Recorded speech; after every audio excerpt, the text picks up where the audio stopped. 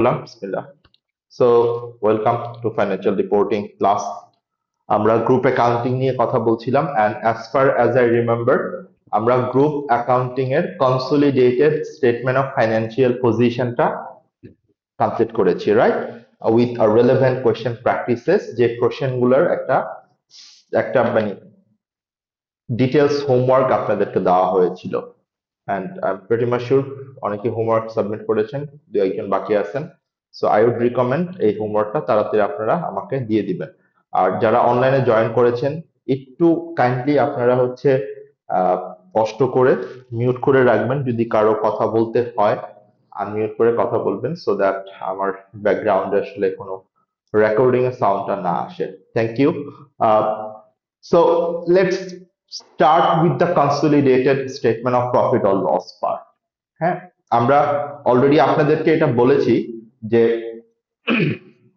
আমাদের কনসলিডেশনের ক্ষেত্রে basically financial reporting এ দুই ভাবে কোশ্চেন আসতে পারে। হয় আপনাকে কনসলিডেটেড ফাইন্যান্সিয়াল স্টেটমেন্টস প্রিপেয়ার করতে বলবে, অথবা কনসলিডেশন থেকে রেশিওটা আপনাকে ইন্টারপ্রেট করতে হবে। Okay, so for the time being আমরা আপাতত consolidated statement of profit and loss, consolidated financial স্টেটমেন্টসটা কিভাবে প্রিপেয়ার করতে হয় সেই টপিকটা আমরা কভার করছি। ওয়ান্স আমরা consolidated statement of profit and loss and consolidated statement of financial position খুব ভালোভাবে প্রিপেয়ার করতে পারবো, তাহলেই কিন্তু আমি ইন্টারপ্রিটেশনটা পারবো। সো আমি যে এখানে সময়টা দিচ্ছি, দ্যাট ডাজন্ট মিন যেটা শুধু আমার এখানেই হেল্প হবে। যখন আমি রেশিওতে যাব তখনও কিন্তু আমার এই কনসেপ্ট গুলো অ্যাপ্লাই করতে হবে, আমার কিন্তু বেসিক জিনিসগুলো তখনও আমাকে রিলেট করতে হবে। and out of that point আমরা consolidated statement of financial position along with associate complete করেছি, right? associated accounting treatment IS 28 এটা আমাদের ডান। সো as per effort syllabus আমাদের আর দুইটা টপিক বাকি আছে, একটা হচ্ছে consolidated statement of profit or loss যেটা আজকের টপিক, আরেকটা হচ্ছে disposal of group, যে আমি যদি কোনো সাবসিডিয়ারিকে সেল করি, কোনো সাবসিডিয়ারিকে যদি আমি ডিসপোজ করি, সেই ক্ষেত্রে এটার অ্যাকাউন্টিং ট্রিটমেন্টটা আমরা কনসলিডেশনে কিভাবে করব। ওকে, সো ডিসপোজালটা আমরা বেসিক্যালি ওই রেশিওর সাথে কানেক্ট করেই করব, কেননা ডিসপোজালের পরপরই একটা রেশিওর কোয়েশ্চেন এরকম ফার্স্ট ইয়ারে আমরা পাবো, and that's not like very much difficult question, এটা আপনারা খুব ইজিলি পারবেন। সো অ্যাপারেন্টলি ধরতে পারি আমরা আগামীকাল হয়তো বা ডিসপোজালটা নিয়ে কথা বলবো, আমার as per the class routine যদি আমরা বলি। সো সেই ক্ষেত্রে আজকে আমরা ট্রাই করব consolidated statement of profit or লসটা শেষ করতে with a question practice. Okay, একটা কোয়েশ্চেন আপনাদেরকে গ্রুপে দেওয়া আছে, আই হোপ ইউ অ্যাক্সেসড ইট।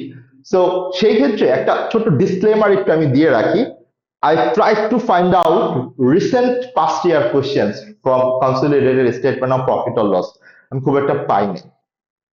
মানে রিসেন্ট ইয়ার গুলোতে examiner consolidated statement of profit and loss prepare করতে বলছেন এরকম কোশ্চেন খুব একটা নাই। ওকে, তার মানে এটা না যে এটা আসলে আসে না অথবা আসবে না, কোন আপনারও আসতে পারে। এই জন্য আসলে আমরা কোয়েশ্চেনটা খুব ভালো করে প্র্যাকটিস করব। আপনি দেখবেন এক্সামের এই কোয়েশ্চেনটা যেভাবে আসছে আমরা ওইভাবে করব না, আমরা একটা ফুল স্টেটমেন্ট প্রিপেয়ার করে আপনাদেরকে দেখাবো। আমি যখন দেখাবো তখনই আপনি, যদি আপনারা কেউ দেখে থাকেন তাহলে দেখবেন ওখানে বলা আছে রেভিনিউ কত হবে, কস্ট অফ সেলস কত হবে, এগুলোর জন্য আলাদা করে ক্যালকুলেট করতে বলছে, বাট আমি সেটা না, আমি একদম ফুল স্টেটমেন্ট আপনাদেরকে দেখাই দেবো ইনশাল্লাহ। তাহলে এখন আসি যে consolidated statement of profit or loss এর আসলে প্রসিডিউরটা কি, how to prepare consolidated statement of profit or loss. প্রথম ব্যাপারটা আমরা বলি হচ্ছে consolidated statement of profit or loss দিয়ে আমরা কি জানতে পারি একটা গ্রুপের পারফরম্যান্স না পজিশন। সো আমরা একটা গ্রুপের পারফরম্যান্স জানতে পারি, right? Performance for the group. এখন গ্রুপ বলতে আমি কি বুঝাচ্ছি? প্যারেন্ট এন্ড সাবসিডিয়ারি, ঠিক না? তাহলে এখানে আমি কি করব, আমি আমার প্যারেন্টের যত ইনকাম, যত এক্সপেন্সেস আছে এবং সাবসিডিয়ারির যত পোস্ট অ্যাকুইজিশন ইনকাম, কারণ সাবসিডিয়ারির আগের গুলো তো আর আমার জন্য রেলেভেন্ট না, আমার জন্য অনলি রেলেভেন্ট কোন ইনফরমেশন, যেটা পোস্ট অ্যাকুইজিশন। সাবসিডিয়ারির all post acquisition income and expenses গুলো আমি কি করব, লাইন বাই লাইন অ্যাড করব, ঠিক না? ওকে, এবং এখানে একটা মজার পার্ট হচ্ছে আমরা consolidated statement of financial position prepare করার সময় যেরকম পাঁচটা ওয়ার্কিং করে যেতাম না, basic structure, net asset of subsidiary, goodwill, non controlling interest, group earnings, এগুলো তো সব আমার balance sheet item, statement of financial পজিশনের আইটেম। তাহলে consolidated statement of profit and loss prepare করার জন্য কিন্তু ওই ওয়ার্কিং গুলো আর আমার এখন আর রেলেভেন্ট না। তার মানে আসলে consolidated statement of profit and লসটা much more easy, straightforward. Okay, so এখানে শুধু দুইটা জিনিস আপনাকে মাথায় রাখতে হবে। একটা হচ্ছে যদি আপনার কোনো ইন্ট্রা গ্রুপ ট্রানজাকশন থাকে সেটাকে আপনি কিভাবে অ্যাড্রেস করবেন, এটা একটা। আরেকটা হচ্ছে এই যে আপনি এখানে দেখতে পাবেন যে অ্যাট্রিবিউটেবল প্রফিট, মানে প্রফিটটা অ্যালোকেট কিভাবে করবেন। কারণ আপনার যে সাবসিডিয়ারির পোস্ট অ্যাকুইজিশন যে প্রফিট, ওটা তো পুরোটাই আপনি পাবেন না। আপনি যতটুকু পাবেন পার্সেন্টেজ অফ শেয়ার হোল্ডিং, বাকিটুকু আপনার কাকে দিতে হবে? এনসিআই কে দিতে হবে। সো এই ক্যালকুলেশনটা আপনাকে করে দিতে হবে আসলে, মানে এই অ্যালোকেশনটা, এই অ্যাট্রিবিউশনটাকে আমরা বলি, এটাকে আমরা বলি প্রফিট অ্যাট্রিবিউশন। এই অ্যাট্রিবিউশনটা আপনাকে করে দিতে হবে। আমি বুঝতে পারছি? তার মানে আপনার জন্য যদি আমি বলি যে অ্যাডিশনাল একটা মানে পয়েন্ট, সেটা হচ্ছে এই পয়েন্টটা, বিকজ ইন্ট্রা গ্রুপের ব্যাপারটা কিন্তু আপনি কিছুটা হলেও জানেন, ঠিক না? শুধু এই ব্যাপারটাই বেসিক্যালি আপনার জন্য রেলেভেন্ট। তাহলে কনসলিডেটেড স্টেটমেন্ট অফ প্রফিট আর লস প্রিপেয়ার করার জন্য আমার মেইনলি তিনটা মেথড ফলো করতে হয়। এখানে খুব সুন্দর করে দেওয়া আছে, দেখেন 1 2 3। ফার্স্ট মেথডটা হচ্ছে যে আমরা কি করব, আমার প্যারেন্ট এবং সাবসিডিয়ারির অল ইনকাম, অল এক্সপেন্সেস আমি কি করব, লাইন বাই লাইন অ্যাড করব, ঠিক না? বাট যখন আমি লাইন বাই লাইন অ্যাড করব, যদি মিডল ইয়ার অফ অ্যাকুইজিশন হয়, সাবসিডিয়ারির ইনকাম এবং এক্সপেন্সেস গুলো আমরা কি করব, প্রোরাটা করব। সো লিখে ফেলেন তাহলে। Step 1,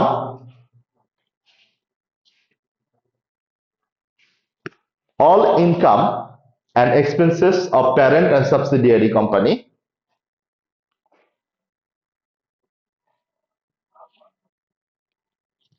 all income and expenses of parent and subsidiary company should be added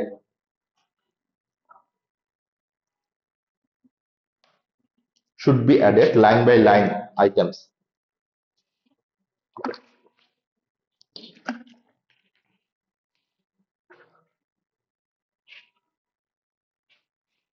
But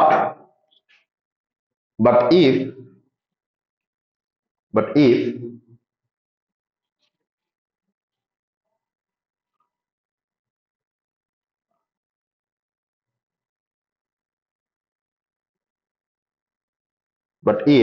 the acquisition occurred,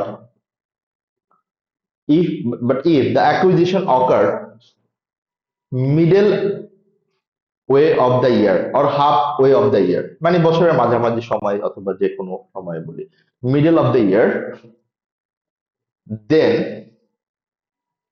then all income and expenses of subsidiary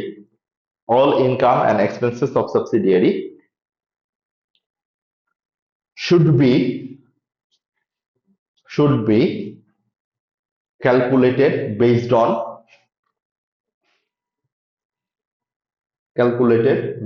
on monthly proportionate rate.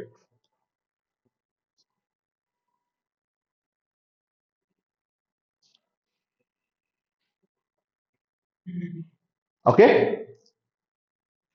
ঠিক আছে, বুঝতে পারছি?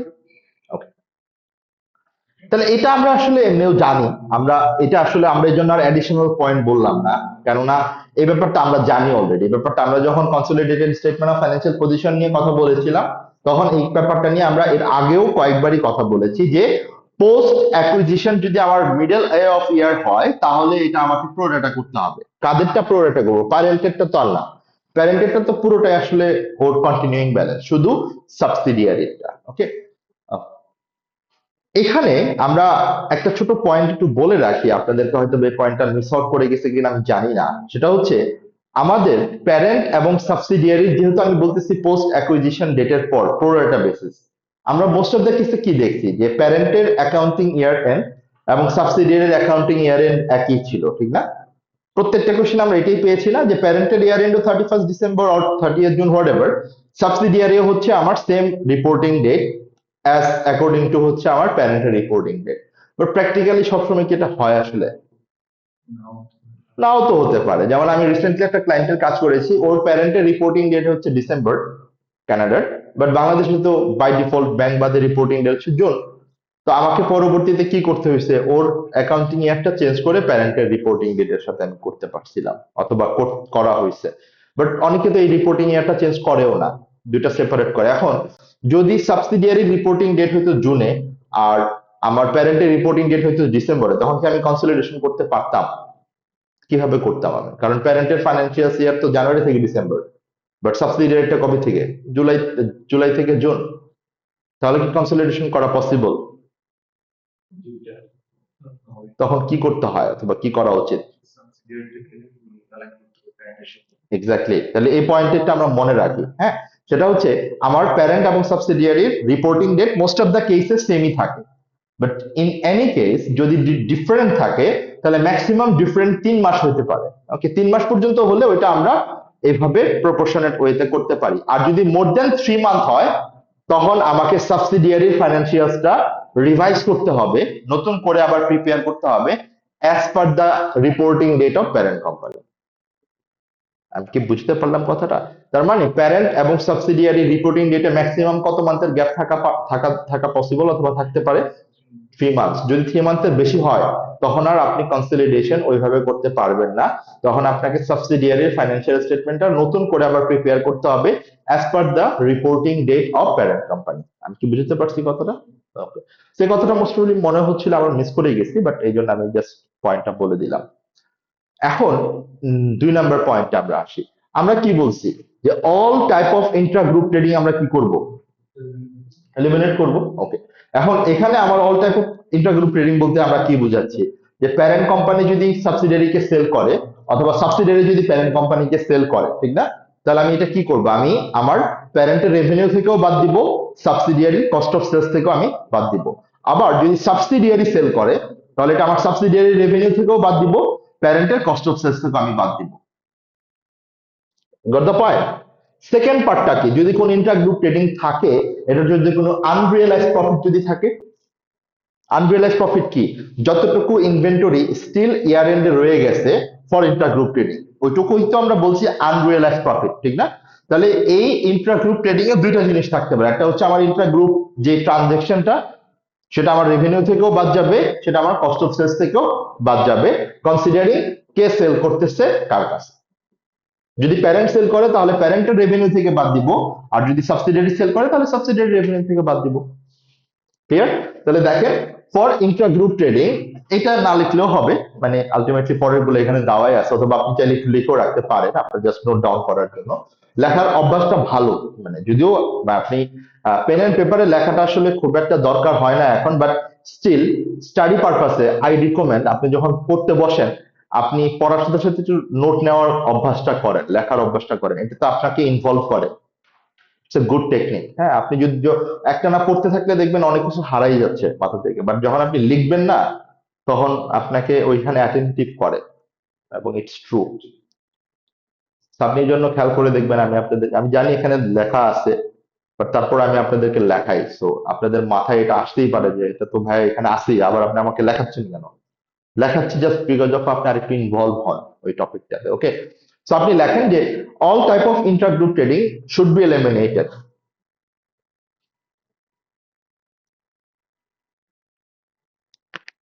Should be eliminated. Both revenue, cost of sales and unrealized profit.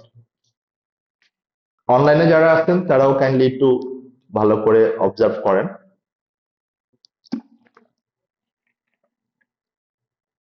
ওকে, এখন আসেন, আমি যখন revenue cancel করব, মানে for cancellation of revenue and COGS, তাহলে ডাবল এন্ট্রিটা কি হবে?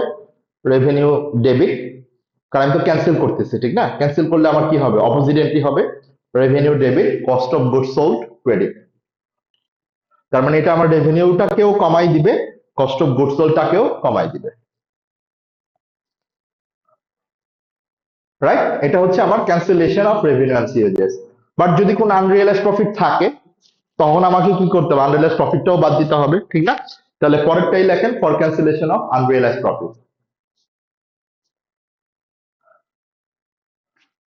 এন্ড এইটার ডাবল এন্ট্রি কিন্তু অলরেডি আপনারা করছেন consolidated statement of financial position. এটা আপনি গ্রুপ রিটেন আর্নিংস থেকেও অথবা নেট অ্যাসেট থেকে যেই সেল করুক ক্লোজিং ইনভেন্টরি আপনি ক্রেডিট করছেন, ঠিক না? তাহলে ক্লোজিং ইনভেন্টরি যদি ক্রেডিট করে থাকেন, ক্লোজিং ইনভেন্টরির সাথে কি কস্ট অফ সেলস এর একটা রিলেশন আছে না? ক্লোজিং ইনভেন্টরি আমার কস্ট অফ সেলস কে বাড়ায় না কমায়? কি রিলেশন? কমায় দেয় না, কারণ কস্ট অফ সেলস এর সাথে ক্লোজিং ইনভেন্টরির সম্পর্কটা কি? Reverse relation, minus relation. তাহলে ক্লোজিং ইনভেন্টরি যদি কমে যায় তাহলে কস্ট অফ সেলস কি হবে? বেড়ে যাবে। সো এখানে এই জন্যই লেখা আছে, দেখেন, where it will increase the cost of goods sold. তাহলে আমার এই পাপটা কস্ট অফ গুডস সোল্ড এর সাথে কি হয়ে যাবে? প্লাস হয়ে যাবে। আমি বুঝতে পারছি কথাটা? বাট এখানে আপনাকে অবশ্যই অবশ্যই মাথায় রাখতে হবে যে এই সেলটা কে করতেছে, এই প্রফিটটা কে করতেছে। যদি, আমি আবারও বুঝাই বলছি, যদি প্যারেন্ট সেল করে তাহলে আমার এই জায়গায় সব কাজ শেষ, আর কোনো কিছু লাগবে না করতে। বাট যদি সাবসিডিয়ারি সেল করে, তাহলে আপনি যখন প্রফিট অ্যাট্রিবিউট করবেন তখন ওইখানেও আপনাকে এই অ্যাডজাস্টমেন্টটা অ্যাডজাস্ট করতে হবে, কারণ এটা তো সাবসিডিয়ারি প্রফিটের সাথে অলরেডি আছে, সেটা আপনাকে বাদ দিতে হবে। একটু মিউট করবেন, কারোটা আনমিউট হয়ে গেছে। কারটা? রুমি? হ্যালো? ওকে, আমি কি বুঝতে পারলাম? ক্লিয়ার? ওকে, তারপরে এখানে তাহলে নোটটা লিখে রাখতে পারেন, if the subsidiary seller, then the unrealized profit should be adjusted with profit attributable between parent and NCI calculation. Profit attributable between parent and NCI calculation.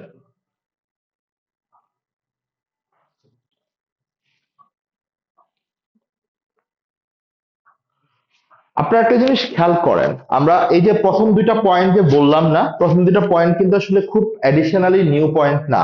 দুইটা পয়েন্টই কিন্তু আপনাদের মোটামুটি একটা আইডিয়া ছিল, ঠিক না? সো আমি এই কারণেই বলেছি যে consolidated statement of profit or লসটা প্রিটি মাচ স্ট্রেট ফরওয়ার্ড এখন আপনাদের কাছে লাগবে, কেননা আপনি অলরেডি জানেন কনসলিডেশনের প্রসেসটা কিভাবে কাজ করে। Now come to the last part, যেই পার্টটা থেকে আপনাদেরকে অনেক সময় এক্সামিনার পার্ট সিতেও কোশ্চেন করে, আবার অনেক সময় পার্ট এ অথবা পার্ট বি তেও এরকম সিনারিও দিয়ে আপনাকে জিজ্ঞেস করবে যে অ্যাট্রিবিউটেবল টু প্যারেন্ট কত, অ্যাট্রিবিউটেবল টু এনসিআই কত। এই ওয়ার্কিংটা 3 নম্বর যে পয়েন্টটা, এই ওয়ার্কিংটা আপনাদেরকে খুবই খুবই ইম্পর্টেন্ট হিসেবে আমি বলবো কনসিডার করতে, কেননা এটা আমার পার্ট সিতেও যদি আসে এটা অফকোর্স আপনাকে করতেই হবে। আর কনসিডারিং যেহেতু পিএনএলটা পার্ট সিতে খুব একটা আসছে না, সেই ক্ষেত্রে পার্ট এ অথবা বি তে একটা কোশ্চেন আপনাকে টেস্ট করতেই পারে কনসিডারেশন এই পার্টটা থেকে। হ্যাঁ, সো এই পার্টটা আমরা কি করতেছি দেখেন, হাইলাইট করা আছে এই পার্টটা, মানে হাইলাইট বলতে সিলেক্ট করা আছে এই পার্টটা। এই পার্টটাতে আমি যেটা করছি সেটা হচ্ছে আমার সাবসিডিয়ারির যে প্রফিট আফটার ট্যাক্স, আমি তো পিএনএল থেকে সাবসিডিয়ারির প্রফিটটা পাবো, ঠিক না? সে ফর এক্সাম্পল $40,000, এই সাবসিডিয়ারির প্রফিট তো পুরো 1 বছরের প্রফিট, বাট পুরোটা কি আমি পাবো? তাহলে আমাকে কি করতে হবে? এই সাবসিডিয়ারি প্রফিট থেকে আগে আমাকে অ্যাট্রিবিউটেবল প্রফিট বের করতে হবে। অ্যাট্রিবিউটেবল প্রফিট মানে কি? যে প্রফিটটা আমি অ্যাকচুয়ালি অ্যাট্রিবিউট করতে পারবো, ওই যে যেটাকে আমরা পোস্ট অ্যাকুইজিশন প্রফিট বলেছিলাম, মনে আছে? যে প্রফিটটা আমি অ্যাট্রিবিউট করতে পারবো, অ্যালোকেট করতে পারবো between parent and NCI, right? এখন এই অ্যাট্রিবিউটেবল প্রফিট বের করার জন্য আসলে কি করতে হবে? আমাকে আসলে কি করতে হবে? আমাকে করতে হবে হচ্ছে আমার সাবসিডিয়ারির পোস্ট অ্যাকুইজিশনের যত অ্যাডজাস্টমেন্ট আছে সেই অ্যাডজাস্টমেন্ট গুলো আমাকে এখন বাদ দিয়ে দিতে হবে, ঠিক না? যেমন কি কি অ্যাডজাস্টমেন্ট থাকে খেয়াল করে দেখেন, অথবা সেই অ্যাডজাস্টমেন্ট গুলো এখন আপনাকে কনসিডার করতে হবে। নাম্বার ওয়ান অ্যাডজাস্টমেন্ট, একটা fair value, excess fair value একটা অ্যাডজাস্টমেন্ট করি না আমরা, মনে আছে? এখানে আপনি এই নোটগুলো আসবে মোস্টলি ওয়ার্কিং 2 থেকে। দেখেন নাম্বার ওয়ান, এক্সেস ডেপ্রিসিয়েশন, এটা কোন ওয়ার্কিং থেকে আসছে মনে পড়ে? এক্সেস ডেপ্রিসিয়েশনটা কোত্থেকে আসছে আমার? এটা আমার ওয়ার্কিং 2 থেকে আসছে, ঠিক না? তাহলে আমাকে কি করতে হবে? এই এক্সেস ডেপ্রিসিয়েশনটা বাদ দিতে হবে, বিকজ ওর পিএনএল এ তো আর এক্সেস ডেপ্রিসিয়েশনটা নাই। কারণ ওর পিএনএল এ তো আর এই এক্সেস ডেপ্রিসিয়েশনটাও অ্যাডজাস্ট করে নাই এখনো, রাইট? এই এক্সেস ডেপ্রিসিয়েশনটা আপনি কখন অ্যাডজাস্ট করতেছেন? যখন কনসলিডেট করছেন, রাইট? তাহলে যদি কোয়েশ্চেনে কোনো এক্সেস ডেপ্রিসিয়েশন থাকে for fair value increases for access of fair value, তখন আপনাকে এই এক্সেস ডেপ্রিসিয়েশনটা বাদ দিতে হবে। ক্লিয়ার? ওকে, তাহলে এই এক্সেস ডেপ্রিসিয়েশনের ইনফরমেশনটা আপনাকে নিতে হবে নোট থেকে, যেটা আমরা আমাদের কনসলিডেটেড স্টেটমেন্ট অফ ফাইন্যান্সিয়াল পজিশনের ওয়ার্কিং টুতে অ্যাডজাস্ট করতাম। ক্লিয়ার? ওকে, নাম্বার 2, আনরিয়েলাইজড প্রফিট। কি লেখা আছে? If the subsidiary is seller only. এই প্রফিটটা কি বাদ দেওয়া আছে প্রফিট থেকে? তাহলে আমাকে কি করতে হবে? প্রফিট থেকে এটাকে এলিমিনেট করতে হবে, বাদ দিতে হবে। তাহলে বাদ দিব। বাদ দেওয়ার পর আরেকটা লস আছে না, যে লসটা আলটিমেটলি আমাকে মানে সাবসিডিয়ারির গুডউইলের জন্য হয়েছে, মানে যেটা আমাকে আসলে প্যারেন্ট এবং ইয়ের মধ্যে অ্যালোকেট করে দিতে হয়, এনসিআর মধ্যে অ্যালোকেট করে দিতে হয়। সো এই তিনটা আইটেমই মোস্টলি আপনাদের আসবে, এবং এখানে এই প্রফিটটা আপনি নেবেন হচ্ছে পিএনএল থেকে, প্রফিট আফটার ট্যাক্স। আপনার ফেয়ার ভ্যালু অ্যাডজাস্টমেন্টের ইনফরমেশনটা আপনি নোট থেকে নেবেন, আনরিয়েলাইজ প্রফিটটাও নোট থেকে নেবেন, ইম্পেয়ারমেন্টটাও আপনার অফকোর্স নোটে বলা থাকবে যে গুডউইলের কোনো ইম্পেয়ারমেন্ট হয়েছে কিনা এই বছর। ক্লিয়ার? যদি না হয়ে থাকে তাহলে আর এটা আসবে না। দেন এই সবকিছু প্লাস মাইনাস করার পর যে প্রফিটটা আসবে ফাইনালি, এটাকেই আমরা বলছি অ্যাট্রিবিউটেবল প্রফিট। ক্লিয়ার? এই অ্যাট্রিবিউটেবল প্রফিটটা আমি কার কার মধ্যে এখন অ্যাট্রিবিউট করব? প্যারেন্টের সাথে এবং এনসিআই এর সাথে। এই এনসিআই কি আমরা বলছি মাইনর শেয়ার হোল্ডার্স। আমি বুঝতে পারছি? এটাই হচ্ছে একমাত্র নতুন item that you need to adjust আপনি যখন consolidated statement of profit or loss prepare করছেন। সো একটু জাস্ট তুলে নেন যে আমার প্রফিট অ্যাট্রিবিউটেবলের ফর্মুলাটা কি, মানে আপনি কিভাবে এটা অ্যাট্রিবিউট করবেন।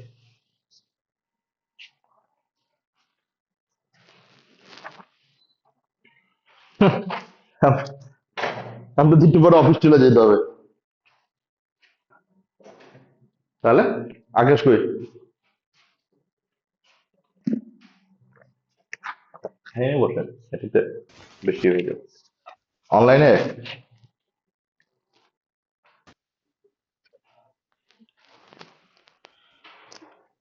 আপনাদের ফ্রাইডের ক্লাসটা নিয়ে একটু ছোট ডিসকাশন আছে, এটা ক্লাস শেষেই করব না।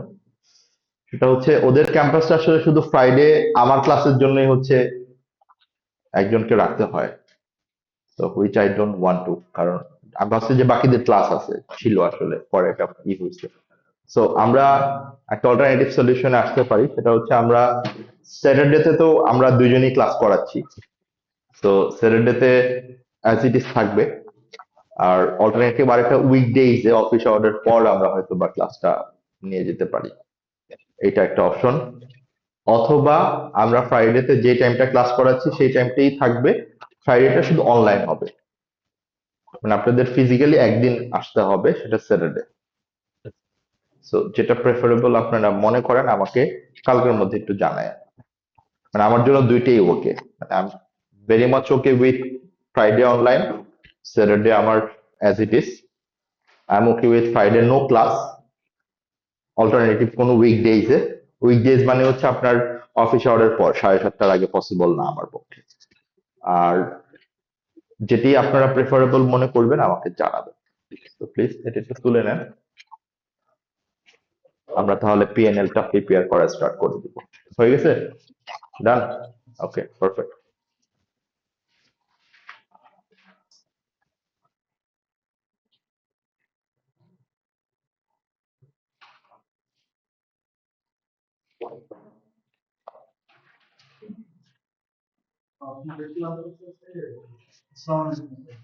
হ্যাঁ, ইয়েস তাহলে। আচ্ছা, না এফআর ক্লাস আছে?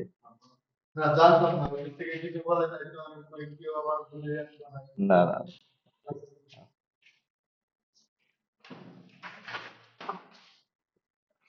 তাহলে এই পয়েন্টটাকে আমরা বুঝতে পারছি যে আমরা আসলে এই পয়েন্টটা কেন করছি, কার জন্য করছি।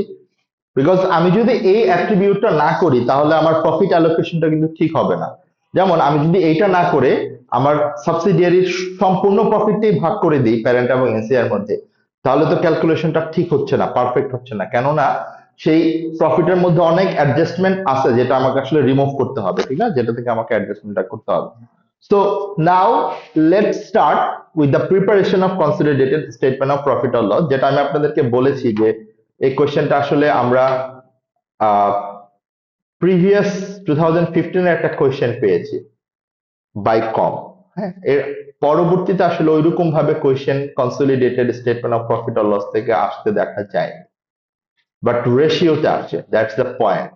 হ্যাঁ, তো আমি এই জন্য আসলে consolidated statement of profit or লসটা যদি না প্রিপেয়ার করতে জানি, রেশিওটা আমি ভালো করে ইন্টারপ্রেট করতে পারবো না। সো দ্যাটস ওয়াই আমি প্রেফার করি যে এই কোয়েশ্চেনটার রিকোয়ারমেন্ট যেভাবেই থাকুক, খেয়াল করে দেখেন রিকোয়ারমেন্টটা কি বলছে। আমাকে কিন্তু বলে নাই consolidated statement of profit or loss prepare করতে। আপনি রিকোয়ারমেন্ট গুলো একটু পড়ে নেন at a glance. Number A, calculate consolidated goodwill at the date of acquisition. Rumi, আপনি কি মানে আপনারটা কি আনমিউট করা নাকি কাটটা?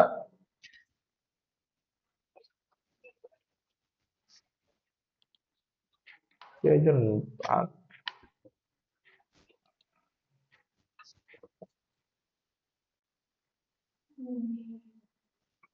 ওটাই আমি যেটা জানতাম, ওরই কাজ এটা।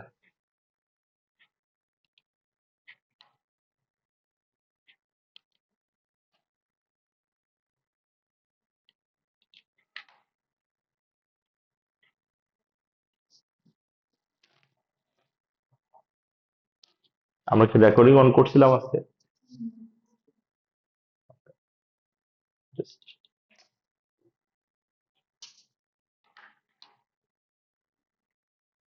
সরি,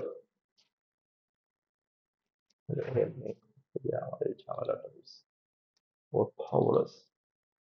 ওকে, সো ফার্স্ট রিকোয়ারমেন্টে কি আমার হেল্প লাগা উচিত আপনাদের? ফার্স্ট রিকোয়ারমেন্ট এ যেটা, calculate the consolidated goodwill working 2 and 3, মানে ওয়ার্কিং 3 তো লাগবেই আপনার, বাট ওয়ার্কিং 3 এর সাথে কি ওয়ার্কিং 2 টা কানেক্টেড না? ওই যে net asset of subsidiary at acquisition ডেটটা লাগবে না আপনার? আপনি net asset of subsidiary at reporting date না করেন, বাট ওই অ্যাকুইজিশন ডেটে নেট অ্যাসেটটা তো আপনাকে ক্যালকুলেট করতেই হবে, এটা ছাড়া তো আর আপনি গুডউইল ক্যালকুলেট করতে পারবেন না। এখন এটার জন্য 6 মার্কস, খেয়াল করে দেখেন, and it will take maximum 7 minutes or 8 minutes আপনার, আপনি যদি এখনো করেন, because you know how to calculate goodwill. So I would prefer যে এটা আপনারা করতে পারবেন এখনই। সো এটা আগে শেষ করে আমরা পরের কোশ্চেনটাতে যাব, ওকে, মানে পরের রিকোয়ারমেন্টটাতে যাব। বাট নো ওয়ারিস, আমি মানে হেল্প তো করবোই আপনাদেরকে, মানে nothing to Warsi. So write your answer to all parts of these questions in the link. So এটা আসলে আমাকে বুকলেট এটা এখন রেলেভেন্ট না। On 1st July 2014 আসলে Bicom acquired 80% of Cyclips equity share on the following terms. তাহলে আমার কত পার্সেন্ট সে অ্যাকোয়ার করছে? 80%। তাহলে প্যারেন্ট হচ্ছে বাইকম আর সাইক্লিপ হচ্ছে আমার সাবসিডিয়ারি, এন্ড এনসিআই হচ্ছে আমার 20%। এগ্রিড? ওকে, এখানে কি কি কনসিডারেশন সে করেছে? A share exchange of 2 shares in Bicom for every 3 shares acquired in Cyclic. তার মানে একটা শেয়ার কনসিডারেশন আছে, ঠিক না? শেয়ার কনসিডারেশনটার কন্ডিশন কি? কন্ডিশন হচ্ছে প্রতি 3টা শেয়ারের এগেইনস্টে বাইকম কয়টা শেয়ার ইস্যু করবে? 2টা শেয়ার করবে, 2টা ইস্যু করবে। তার মানে আমার নাম্বার অফ অ্যাকোয়ার্ড শেয়ার হচ্ছে ফার্স্টে আমাকে বের করতে হবে, ঠিক না, ডিভাইডেড বাই 3 ইনটু 2।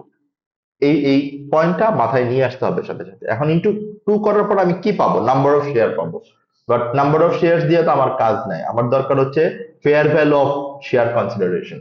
তাহলে ফেয়ার ভ্যালু অফ শেয়ার কনসিডারেশনের জন্য আমার এখন কি দরকার? ওই নাম্বার অফ শেয়ারের প্যারেন্ট কোম্পানির market value of share price কত, ঠিক না? বুঝতে পারতেছি কথাটা? ওকে, পরের লাইনে মনে হয় এই ইনফরমেশনটা দেওয়া আছে। আ ক্যাশ পেমেন্ট, ও পরের লাইনে আবার অন্য একটা ইনফরমেশন দেওয়া আছে, সরি।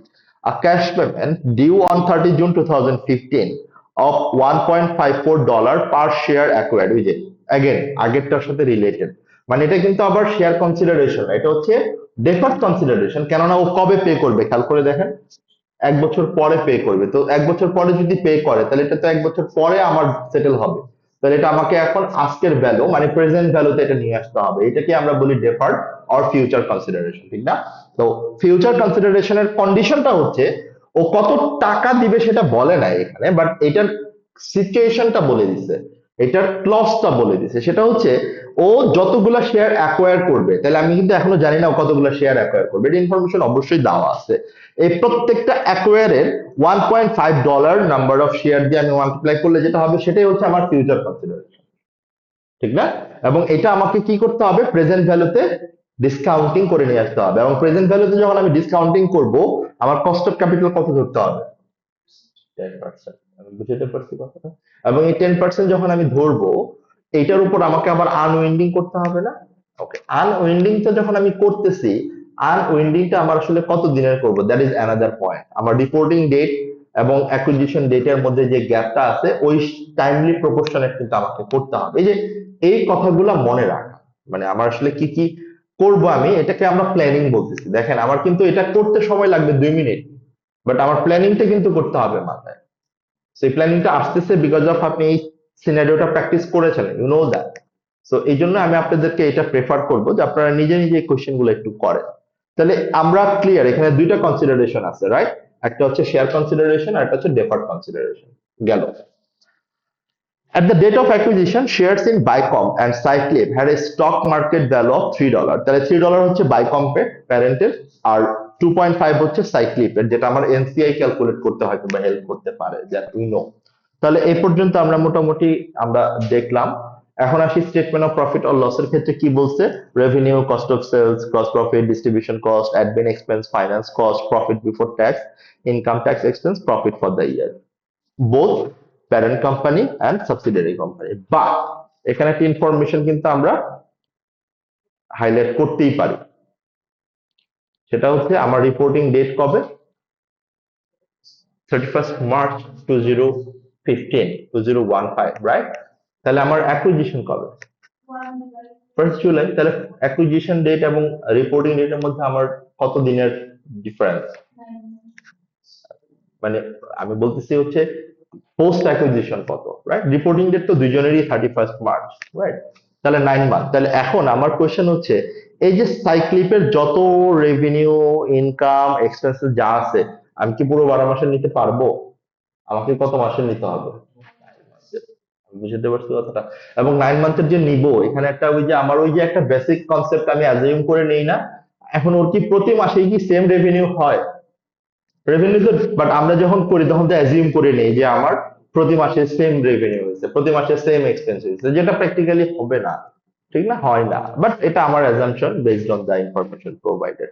তাহলে এইটুকু পর্যন্ত কি আমরা বুঝতে পারলাম যে হোয়াট উই উইল ডু যখন আমরা consolidated statement of profit and loss prepare করব। বাট এই পয়েন্টটুকু আমার জন্য রেলেভেন্ট হচ্ছে ওই যে আমার যতটুকু হচ্ছে আমি অ্যাকোয়ার করেছি সেটা ক্যালকুলেট করার জন্য, এবং আমার নেট অ্যাসেট অফ সাবসিডিয়ারি আর অ্যাকুইজিশন ডেট কত সেটা ক্যালকুলেট করার জন্য। ওকে, সো আপনি খেয়াল করে দেখেন, equity in the separate financial statements of Cyclip as at 1 April 2014। তাহলে 1 এপ্রিল 2014টা আসলে কবেকার ডেট? এটা তো অ্যাকুইজিশন ডেট না, এটা হচ্ছে আমার ওপেনিং ব্যালেন্স, মানে ব্যালেন্স বিডি, ঠিক না? বছরের শুরুতে। তাহলে বছরের শুরুতে আমার share capital $12,000 and written earnings $13,500। এটা কার?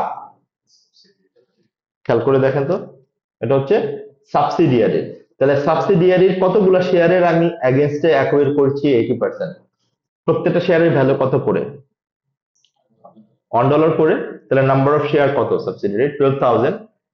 এটা দিয়ে কি আমি শেয়ার কনসিডারেশনটা বের করতে পারবো না? শেয়ার কনসিডারেশন এবং ডেফার্ড কনসিডারেশন দুইটাই বের করা পসিবল না? এই 12,000 এর কত পার্সেন্ট আমি অ্যাকোয়ার করেছি? 80% অ্যাকোয়ার করেছি, রাইট? তাহলে 12,000 এর 80% কত হয়?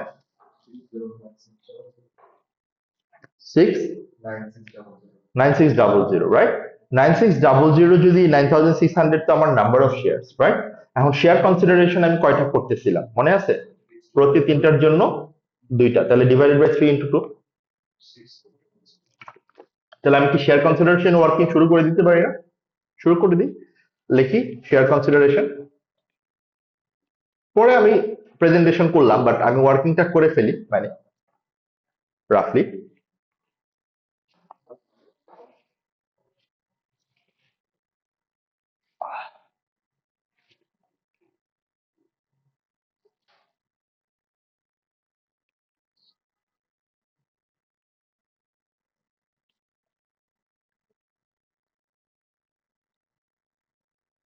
তাহলে আমি কয়টা শেয়ার ইস্যু করব প্যারেন্ট কোম্পানি থেকে? 9600 ডিভাইডেড বাই 3 ইন্টু 2। তাহলে আমি এভাবে লিখি, number of share acquired, number of share acquired হচ্ছে 9600, ঠিক না? এরপরের লাইনে আমি লিখি number of share issued by parent company মানে বাই কম, সেটা হবে হচ্ছে 9600 divided by 3 into 2, right? Okay, এখন এটা তো নাম্বার অফ শেয়ার আসলো, কয়টা আসছে? 6400। সবাই কি অ্যাগ্রিড? ওকে, এই 6400 তো নাম্বার অফ শেয়ার, আমার ফেয়ার ভ্যালু দরকার না? তাহলে প্যারেন্ট কোম্পানির ফেয়ার ভ্যালু কত মনে আছে? তাহলে $3 দিয়ে মাল্টিপ্লাই করি আমি।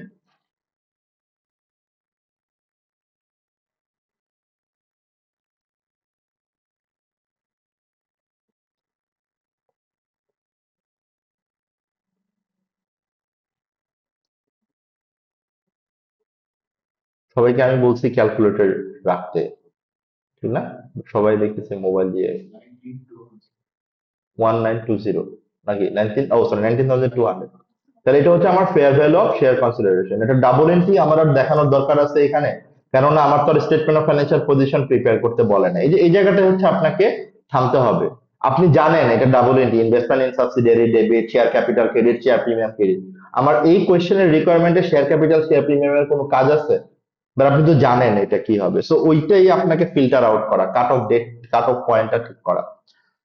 তাহলে fair value of share consideration যদি আপনি করতে পারেন, ডেফার্ড কনসিডারেশনটাকে আপনি একই মেথডে করতে পারবেন না? একই মেথড মানে কি, যে আমার নাম্বার অফ শেয়ার কতগুলা? 9600, রাইট? 9600 কি বলছে? 1.54 করে 9600 ইন্টু 1.54 লেখেন fair value of deferred consideration.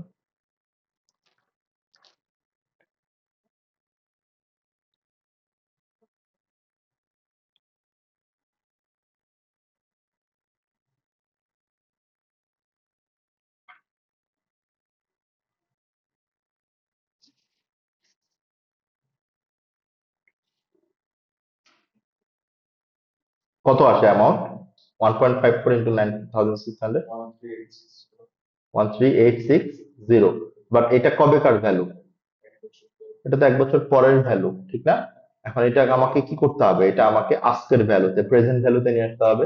তাহলে প্রেজেন্ট ভ্যালুতে আনার জন্য আমার ডিসকাউন্টিং ফ্যাক্টর কত? 10%, 0.909 হবে ডিসকাউন্টিং ফ্যাক্টর 1 ইয়ারের। এটা মুখস্থ আমাদের। আপনি 1.10 টু দি পাওয়ার -1 করে দেখেন, 0.9090 সামথিং আসে। ওকে, 0.909। তাহলে প্রেজেন্ট ভ্যালু কত আসলো?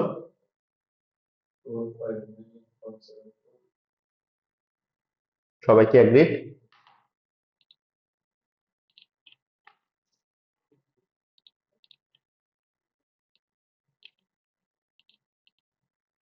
এটা হচ্ছে আমার ডেফার্ড কনসিডারেশনের ফিউচার ভ্যালু, রাইট? এখন এটাকে আমার কি করতে হবে? প্রেজেন্ট ভ্যালুতে নিয়ে আসতে হবে। তাহলে প্রেজেন্ট ভ্যালুতে আনার জন্য, না আপনাদের কি ঠিক ছিল আগের অ্যামাউন্টটা? এটা কি এটা আসছিল? হয় 9600 ইন্টু 1.54, ওটা তো ছিল 14784, আপনাদের তো একটু ভুল ছিল, রাইট? এই যে এখন এইটাকে আমি প্রেজেন্ট ভ্যালুতে আনবো। তাহলে প্রেজেন্ট ভ্যালু ফ্যাক্টর কত? এই যে আমি যেটা বললাম আপনাকে, 0.909, দেখতে পাচ্ছেন? এই যে 0.909। ওকে, তাহলে আমি কি করব? আমার ফিউচার ভ্যালুটাকে এখন প্রেজেন্ট ভ্যালুতে কনভার্ট করব। এই পর্যন্ত আমরা ক্লিয়ার? কোনো কনফিউশন আছে?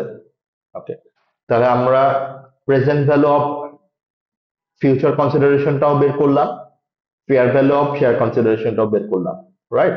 বাট ডেফার্ড কনসিডারেশনের তো একটা কাজ আছে, এই কাজটা আমরা করে ফেলি এখানেই। কারণ যেহেতু আমার ফাইন্যান্স কস্ট আসবে, ফাইন্যান্স কস্টের সাথে তো আমার প্রফিট অ্যান্ড লসের একটা রিলেশন আছে। তো সেই ক্ষেত্রে আমরা এই 13,440-এর 10%, 9 মাসের ইন্টারেস্ট কত হয় সেটা এখানে আমরা বলে দিই। এই যে লেখা আছে, সুন্দর করে দেখেন, unwinding finance cost at 31st March 2015। কত মান্থের জন্য আমরা আনউইন্ড করব? 9 মান্থের জন্য। কেন 9 মান্থ? বিকজ অ্যাকুইজিশন ডেট থেকে রিপোর্টিং ডেট পর্যন্ত আমার গ্যাপ হচ্ছে 9 মান্থ। খুব সিম্পল কথা আমাদের। তাহলে এখানে আমার ফাইন্যান্স কস্ট কিভাবে আসলো? 1008। আপনি যদি দেখেন এই যে ক্যালকুলেশনটা খুবই সিম্পল। আমার প্রেজেন্ট ভ্যালু এটা 10% করে পার ইয়ার আমার আনউইন্ডিং হবে। তো এক বছরই যেহেতু, তাহলে এই 10% এর 9 মান্থে আমাকে এটা প্রপোর্শনেট ওয়েট করতে হবে। আমার ডাবল এন্ট্রি দাঁড়াবে হচ্ছে finance cost debit, deferred consideration credit. Clear? কোনো সমস্যা এ পর্যন্ত?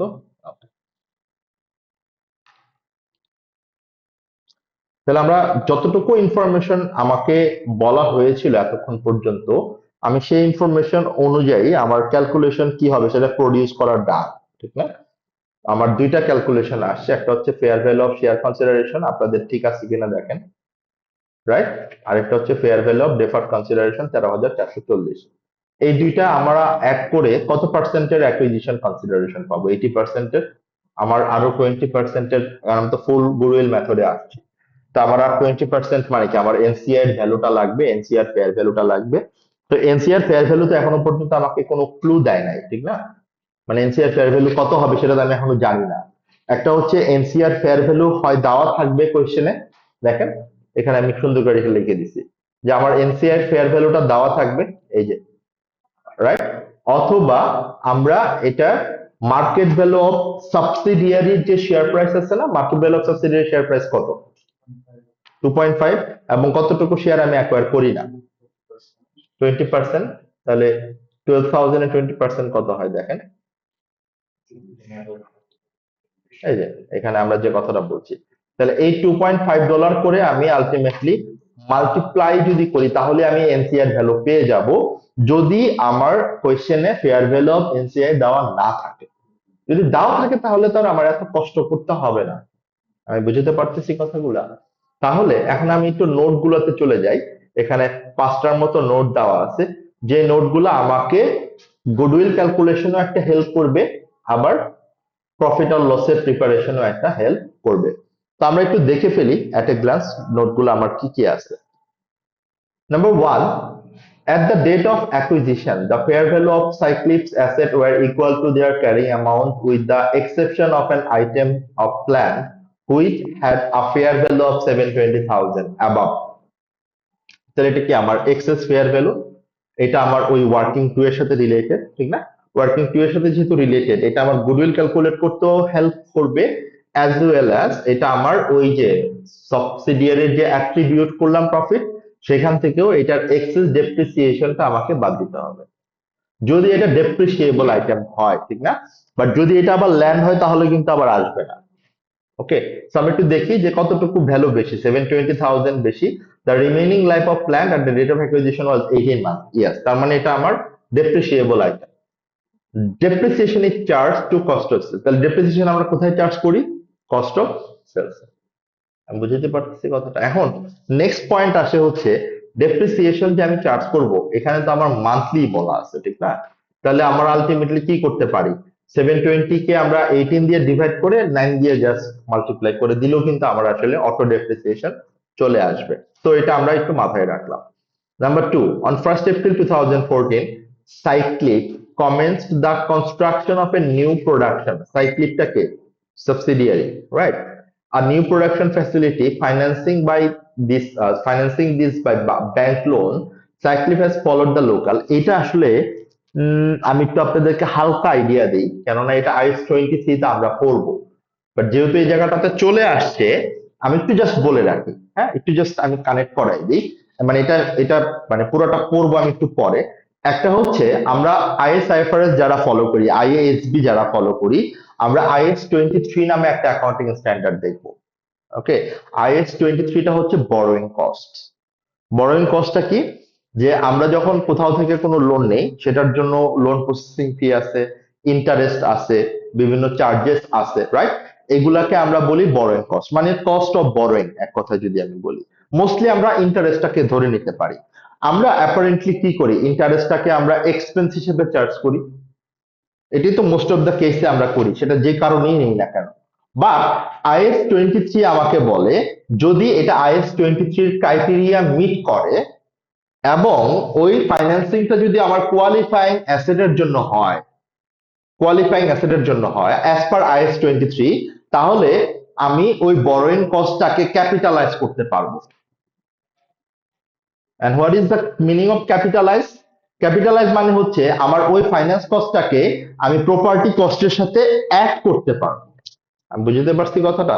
তার মানে সেটাকে আর আমি এক্সপেন্স হিসেবে না দেখায় আমি অ্যাসেট হিসেবে দেখাতে পারবো, এটা অ্যালাউ করে IS-23, এটা অ্যালাউ করে, but with considering certain condition, যেটা আমরা শিখবো ইনশাল্লাহ। আমি কি জাস্ট বেসিকটা বলতে পারলাম, বুঝতে পারলাম? এখন আমরা লাইনটা পড়ি, দেখি কি বলছে। আমি আবার একটু বলছি যে অ্যাজ পার IS-23 যদি কোনো বরোইং কস্ট কোয়ালিফাইং অ্যাসেটের জন্য হয়, তাহলে সেই বরোইং কস্টটা সাচ অ্যাজ ইন্টারেস্ট এক্সপেন্সটা আমরা ক্যাপিটালাইজ করতে পারি। এন্ড ক্যাপিটালাইজ করা মানে হচ্ছে আমরা ওই বরোইং কস্টটাকে আমার প্রপার্টির অ্যাসেটের কস্টের সাথে আমরা অ্যাড করতে পারি। আমি বুঝতে পারছি কথাটা? তার মানে যে কোনো একটা এক্সপেন্ডিচার যখন হয়, এটা আমার জন্য এক্সপেন্স, যেটা আমি P&L এ দেখাবো, নয়তো এটাকে আমি ক্যাপিটালাইজ অর অ্যাসেট হিসেবে দেখাবো, ঠিক না? তো এখানে IS-23 আমাকে এটা অ্যালাউ করে যে আমরা এটাকে ক্যাপিটালাইজ করতে পারবো। আমি বুঝতে পারলাম কথাটা? এখন এখানে IS-23 কে কিভাবে ক্যাপিটালাইজ করবো সেটা তো আমরা দেখবো, বাট জাস্ট এই লাইনটা যেহেতু আসবে, আমি জাস্ট এই জন্য একটা ছোট্ট সামারি দেওয়ার ট্রাই করলাম। এখন লাইনটা পড়ে দেখবেন, আপনারা বুঝতে পারবেন। Cyclip comments the construction of a new production facilities financing. This is by a bank loan. Cyclip has followed the local gap. তার মানে Cyclip হয়তো বা US based, এই জন্য লোকাল গ্যাপ ফলো করছে। এখন লোকাল গ্যাপ ফলো করার পর ওইখানে কি আছে দেখেন, it operates with prohibits capitalization of interest, যেখানে ইন্টারেস্টটা ক্যাপিটালাইজ করা যায় না। আমি বুঝতে পারছি? তার মানে গ্যাপ পলিসি অনুযায়ী ইন্টারেস্টটাকে আমরা ক্যাপিটালাইজ করতে পারি না। Okay, but Bycom has calculated that in accordance with IS-23 borrowing cost interest of $100,000 which accrued evenly throughout the year, মানে প্রতি প্রতি মানে প্রতি মাসেই হচ্ছে আমার আলটিমেটলি প্রতি বছরই আমার এটা সেম থাকে, would have been capitalized at 31st March 2015। তার মানে ও বলতেছে এটা ক্যাপিটালাইজ করা উচিত ছিল, বাট এটা সাইক্লিপ কি করে নাই, ক্যাপিটালাইজ করে নাই। তার মানে ওইটাকে ফাইন্যান্স কস্ট হিসেবে রেকর্ড করছে। তাহলে এই কথাটার মানে কি? কথাটার মানে হচ্ছে এই যে ফাইন্যান্স কস্ট আছে না 300, এই 300 এর মধ্যে কি এই 100 অলরেডি ইনক্লুডেড না?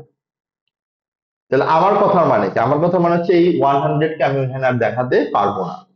মানে আমার কথা বলতে গ্রুপের কথাটা কি, গ্রুপের কথা, এটাকে সে আর এক্সপেন্স হিসেবে দেখাবে না, এটাকে সে ক্যাপিটালাইজ করবে। আমি কি বুঝতে পারলাম কথাটা? তার মানে আমার অ্যাডজাস্টমেন্টটা কিন্তু কমপ্লিকেটেড না, অ্যাডজাস্টমেন্টটা হচ্ছে আমার ফাইন্যান্স কস্ট থেকে সব জাস্ট বাদ হয়ে যাবে, এটা অমিট হয়ে যাবে। ক্লিয়ার? সাইক্লিপ, এই যে সাইক্লিপের এখানে 300 আছে না, 360, সরি 300 আছে না, এই 300 এর মধ্যে এই 100 ও কি ইনক্লুডেড না? এটা কার ফাইন্যান্স কস্ট দেখেন, লেখাই আছে সুন্দর করে। এটা তো সাইক্লিপ হচ্ছে রেকর্ড করছে, বাট বাইকম্বের IS-23 অনুযায়ী এইটাকে সে ক্যাপিটালাইজ করতে পারবে। বাইকম বলতে আমি কি বুঝাচ্ছি, তাহলে কনসলিডেট করার সময়, কারণ বাইকম তো প্যারেন্ট, বাইকম তো তার IS-23 ফলো করে, এই জন্য সে এটাকে ক্যাপিটালাইজ করতে পারবে অ্যাজ পার IS-23। আমি কি বুঝতে পারলাম কথা? তাহলে 2 নম্বর পয়েন্টও আমার P&L এর সাথে রিলেটেড, রাইট? পয়েন্ট নাম্বার 3 কি বলছে? পয়েন্ট নাম্বার 3টা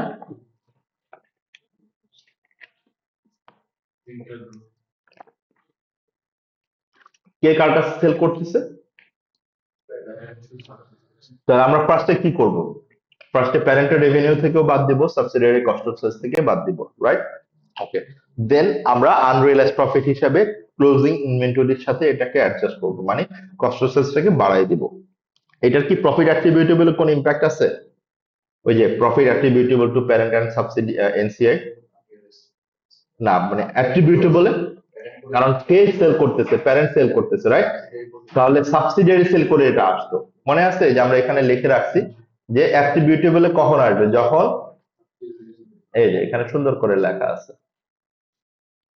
এই যে, রাইট? তাহলে এইখানে আসবে না, যেহেতু এটা প্যারেন্ট সেল করেছে, তো আমরা এখানে আনবো না। ফাইন। আমার ওবিএস টা অনেক হেভি, অন্য কোনো রেকর্ডার করতে হবে।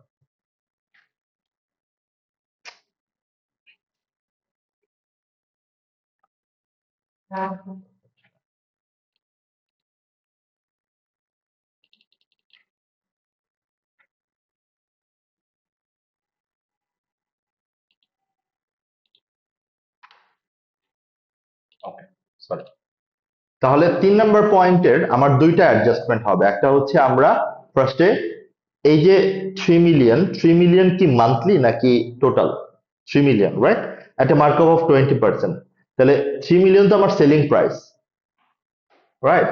আর মার্কআপ হচ্ছে আমার 20%। তাহলে আমার ইয়ার এন্ডে কতটুকু রয়ে গেছে? 420, রাইট? খারাপ শব্দটা, বাট পাপের সাথে যায় আসলে, কিছু বলার নেই। তাহলে 420-র উপর আমার কতটুকু আমার প্রফিট ক্যালকুলেট হবে? 420 ডিভাইডেড বাই, এটা কি 100% না 120%? 120%। তাহলে ডিভাইড বাই 120 ইন্টু 20, যেটুকু আসবে এটুকুই হচ্ছে আমার জন্য আনরিয়েলাইজড প্রফিট। ক্লিয়ার? ওকে, যেটা আমার কস্ট অফ সেলস এর সাথে অ্যাড হয়ে যাবে। ওকে, 4 নম্বর পয়েন্ট কি বলছে, যেটা আপনাদেরকে আসলে একটু আগে আমি বলছিলাম যে যদি দেওয়া না থাকে তাহলে কিভাবে করবো। বাইকমস policy to value the non-controlling interest at fair value at date of acquisition. For this purpose, cyclic share price at the date of can be deemed to be representative of the fair value of the shares held by the non-controlling interest. কতটা বলা হয়েছে না already? তাহলে আমার কতটুকু share আমি control করি না? 20%। এই 20%-এর কত টাকা আমার ভ্যালু এখন কনসিডার করব? এই যে আমার যত টাকা ভ্যালু হচ্ছে সাইক্লিকের শেয়ার প্রাইস $2.5, রাইট? তাহলে আমি এখন ওই ওয়ার্কিং এর সাথে কি fair value of share consideration, fair value of deferred consideration plus fair value of non controlling interest calculate করে দেখতে পারি না? তাহলে নন কন্ট্রোলিং ইন্টারেস্ট কত আসতেছে, fair value of non controlling interest, and এখান থেকে কি আমি এখন গুডউইলটা ক্যালকুলেট করতে পারবো না? জাস্ট যতটুকু আমরা এখান থেকে দেখলাম, দেখি fair value of consideration, share consideration এটা, রাইট? ডেফার্ড কনসিডারেশন এইটা, এই দুইটা মিলে হচ্ছে আমার 80% এর consideration plus fair value of NCI কত পার্সেন্ট, এটা 20%, রাইট? তাহলে এই দুইটা মিলে আমার টোটাল কনসিডারেশন কত? 38,640। বাট এখন আমার কি দরকার? Net asset of subsidiary at acquisition date, মানে ওয়ার্কিং ডেটের আমার এই ক্যালকুলেশনটা দরকার, রাইট? এখন এই ক্যালকুলেশনটা আমরা ওয়ার্কিং টু ঠিক যেভাবে করি ঠিক এইভাবে এখানে আমরা করে ফেলতে পারি, শুধু অ্যাকুইজিশন ডেটের টুক খেয়াল করে দেখেন, আমি কিন্তু পুরোটা করিনি, শুধু অ্যাকুইজিশন ডেটের টুক করেছি। তাহলে অ্যাকুইজিশন ডেটে আমার কি কি আসবে? শেয়ার ক্যাপিটাল তো সেমই থাকবে, এটা কি চেঞ্জ হবে? না। রিটেন আর্নিংস, এই রিটেন আর্নিংস কি দেওয়া আছে কোয়েশ্চেনে? দেখেন তো রিটেন আর্নিংস কি দেওয়া ছিল, অ্যাকুইজিশন ডেট এটা দেওয়া ছিল না, রিপোর্টিং ডেট দেওয়া ছিল? ইয়েস। তাহলে এটা এখান থেকে আমাকে এখন অ্যাকুইজিশন ডেটে রিটেন আর্নিংসটা বের করে নিতে হবে। বুঝলাম না, আজকে কি বেশি প্রবলেম করতেছে, মানে এই প্রবলেমটা আমি ফেস করি নাই কখনো।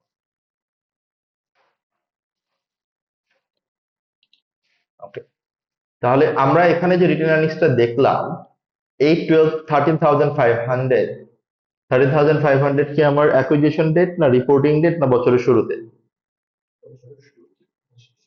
এই রিটেন আর্নিংসটা কিন্তু ওপেনিং ব্যালেন্স। তাই এটার সাথে এখন আমার কি অ্যাড হবে? এটার সাথে আমার এই বছরে ও যে প্রফিট করছে, ওর টোটাল প্রফিট করছে কত? 2400 প্রফিট করছে। তাহলে এই 2400 প্রফিটের কত মান্থের প্রফিট আমি অ্যাড করব? 9 মান্থ। অ্যাকুইজিশন ডেট কবে ব্রাদার?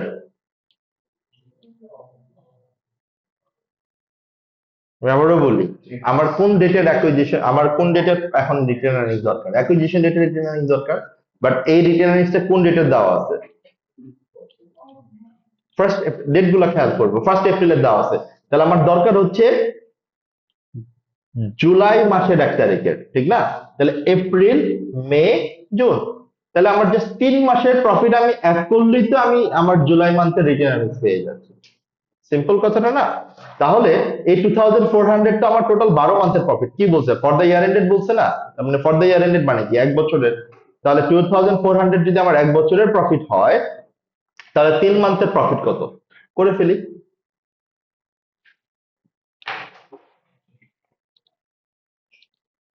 দেখেন এখানেও আমরা এই এই এই এই ক্যালকুলেশনটা এখানেও দেখাইতে পারি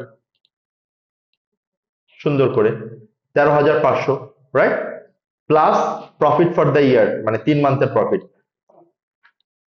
এখানে একটা ছোট জিনিস দেখেন আমরা অ্যাড করেছি, সেটা একটু আপনারা দেখে ফেলেন। সেটা হচ্ছে 2400 এর সাথে 100 টাকা অ্যাড করা হয়েছে, কেন বলতে পারবেন? financing cost.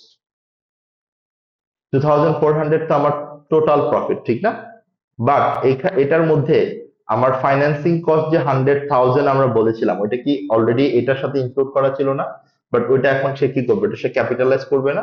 তো যদি ক্যাপিটালাইজ করে, তাহলে ক্যাপিটালাইজ করলে কি আর ওই ফাইন্যান্স কস্টটা অ্যাড করতে পারবো আমি? সো জাস্ট অ্যাড ব্যাক করে দাও, তাহলে আলটিমেটলি প্রফিট কত, 2500। তাহলে 2500 এর আমি কত মান্থের প্রফিট নিব? এই যে দেখেন, 3 মান্থের ডিভাইডেড বাই 12 ইন্টু 3। ফর্মুলাটা ক্লিয়ার? ওকে, তাহলে আমার অ্যাকুইজিশন ডেটের আমার রিটেন আর্নিংস কত দাঁড়াচ্ছে? 14,125। ক্লিয়ার? যেটা আমার এই যে সুন্দর করে এখানে চলে আসছে। Got it? আর ফেয়ার ভ্যালু অ্যাডজাস্টমেন্ট যে 720, এটা কোত্থেকে আসছে? নোট 1 থেকে আসছে। নোট 1 আমাকে কি বলছিল, যে সবগুলো ক্যারিং ভ্যালু ঠিক আছে এক্সেপ্ট একটা ফেয়ার ভ্যালু অ্যাডজাস্টমেন্ট ছিল 720, রাইট? যেটা আমরা এখানে নিয়ে আসছি। তাহলে এখানে কি সব চলে আসছে না এখন? আমার যা যা দরকার ছিল ওয়ার্কিং এর জন্য, share consideration, deferred consideration and non controlling interest and net asset of subsidiary, তাহলে আমার গুডউইল এট অ্যাকুইজিশন ডেট কত? 11,795। বাট আপনাদের কি মনে পড়ে একটা ইম্পেয়ারমেন্ট লস ছিল একদম লাস্ট নোটে? দেখবো আমরা। আই ডোন্ট নো আমার আজকের ল্যাপটপটা কেন এরকম করতেছে আমার সাথে। অবশ্য গত 2-3 দিন ওর উপরে অনেক প্রেশার গেছে, আমার ল্যাপটপটা চেঞ্জ করতে হবে। মানে গত 3-4 দিন আমি প্রচুর এটা নিয়ে কাজ করতেছি, আমার ক্রিপ্টোকারেন্সির স্লাইড বানাইতে এমন কিছু নাই যে আমি প্রচুর সময় দিতে হয়েছিল। একটা ইম্পেয়ারমেন্ট লস আছে না এখানে? আমরা ইম্পেয়ারমেন্ট লস বাদ দিলাম না কেন বলতে পারবে? বাদ দেওয়ার কথা না, গুডউইল থেকে কি আমরা ইম্পেয়ারমেন্টটা কি বাদ দিই না?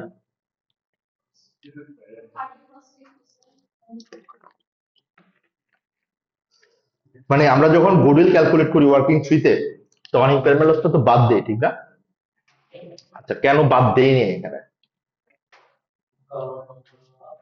রিকোয়ারমেন্টটা ভালো করে খেয়াল করে। Acquisition date is different. আমি বুঝাতে পারছি কথাটা, এই কারণে আমি কোশ্চেনটা করলাম। আপনাকে কিন্তু অ্যাকুইজিশন ডেটের গুডউইল কত সেটা বের করতে বলছে। যদি এখানে রিপোর্টিং ডেটের গুডউইল কত বের করতে বলতো, তখন আপনি ইম্পেয়ারমেন্টটা বাদ দিতেন। বাট এখন আপনি মাতবরি করে ইম্পেয়ারমেন্ট বাদ দিচ্ছেন, কি হবে তাহলে? মার্কস কাটবে। বুঝতে পারছি কথাটা? তো এই জিনিসগুলো মাথায় রাখা, যে এক্সামিনারের রিকোয়ারমেন্টটা বুঝতে পারছেন, আপনি ওর কথাটা বুঝতে পারছেন। So treat her like your wife or husband. যেমন আপনার ওয়াইফ যদি বলে আজকে 8টার মধ্যে খাও, আপনি 8টার মধ্যেই খাবেন, কিছু করার নাই। So like this sort of thing আর কি। তাহলে এই 6 মার্কেট কোনো কনফিউশন কি আছে? আমার অনেক ডিটেলসে আমরা গিয়েছি, বাট স্টিল আই বিলিভ এটা তার কনফিউশন থাকার কথা না, উচিত না। এখন consolidated statement of profit or loss prepare করতেও কি কি করতে হবে সে কথাগুলো অলরেডি তো বলে ফেলছি আমরা। সেটাও কি এখন শুরু করে দিতে পারবো না আমরা? আমরা কি করব, আমরা লাইন বাই লাইন অ্যাড করব।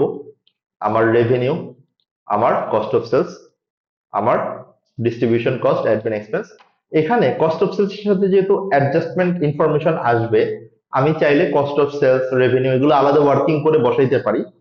আবার চাইলে আমি আমার এক্সেলের ওই সেলের মধ্যেও করতে পারি, বাট আই প্রেফার যেই ইনফরমেশনটা অ্যাডজাস্টমেন্ট বেশি থাকবে ওইটা একটা সেপারেট ওয়ার্কিং করে নেওয়াটা বেটার। মানে একটা সেলের মধ্যে অনেক কিছু না করার থেকে, যেমন রেভিনিউটা আপনি এক সেলে করে দিতে পারেন, কোনো সমস্যা নাই, বাট আপনি দেখবেন কস্ট অফ সেলস অনেকগুলো অ্যাডজাস্টমেন্ট আসবে। কি কি আসবে আমি বলেই দিচ্ছি।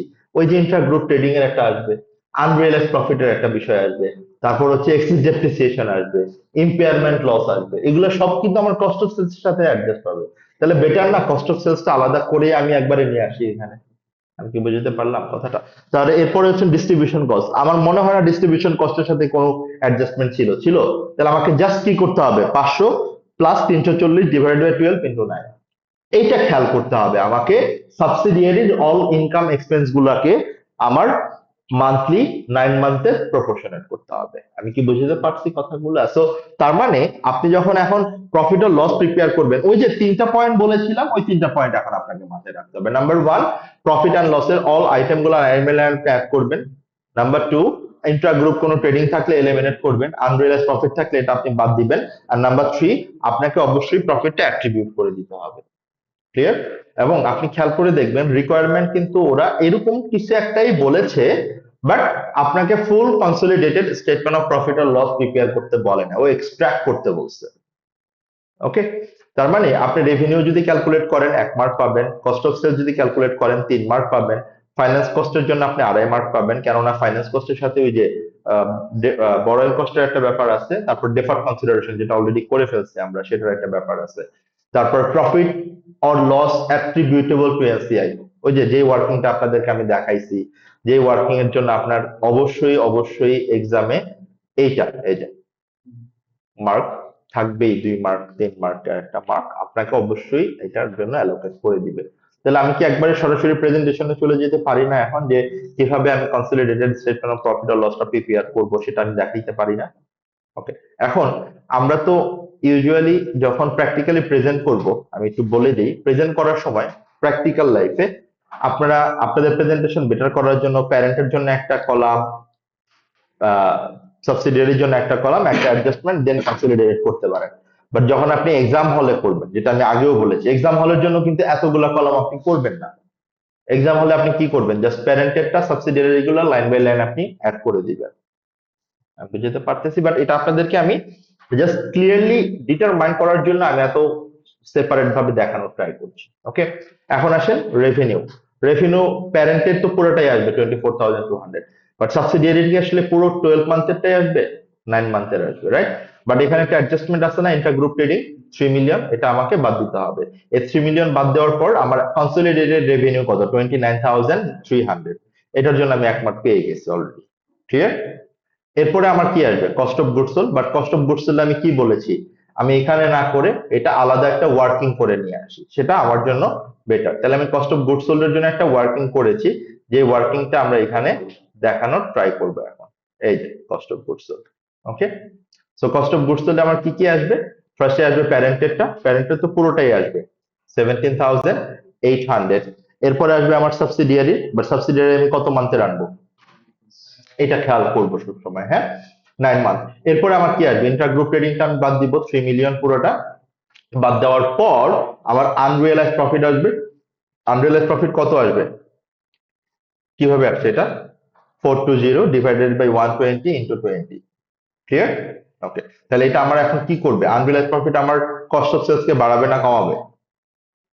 আনরিয়েলাইজ প্রফিট আমার ক্লোজিং ইনভেন্টরি কি করে? কমিয়ে দেয়। তো ক্লোজিং ইনভেন্টরি যদি কমে যায়, কস্ট অফ সেলস বেড়ে যাবে। ক্লিয়ার কথাটা? ওকে, তাহলে আমার কস্ট অফ সেলস কে বাড়িয়ে দিবে $70। ওকে, এরপরে আমার কি আসবে? Excess depreciation. এটা কিভাবে আসছে? P35 থেকে। আমি দেখি P35 থেকে আসলে কোত্থেকে আসলো এটা।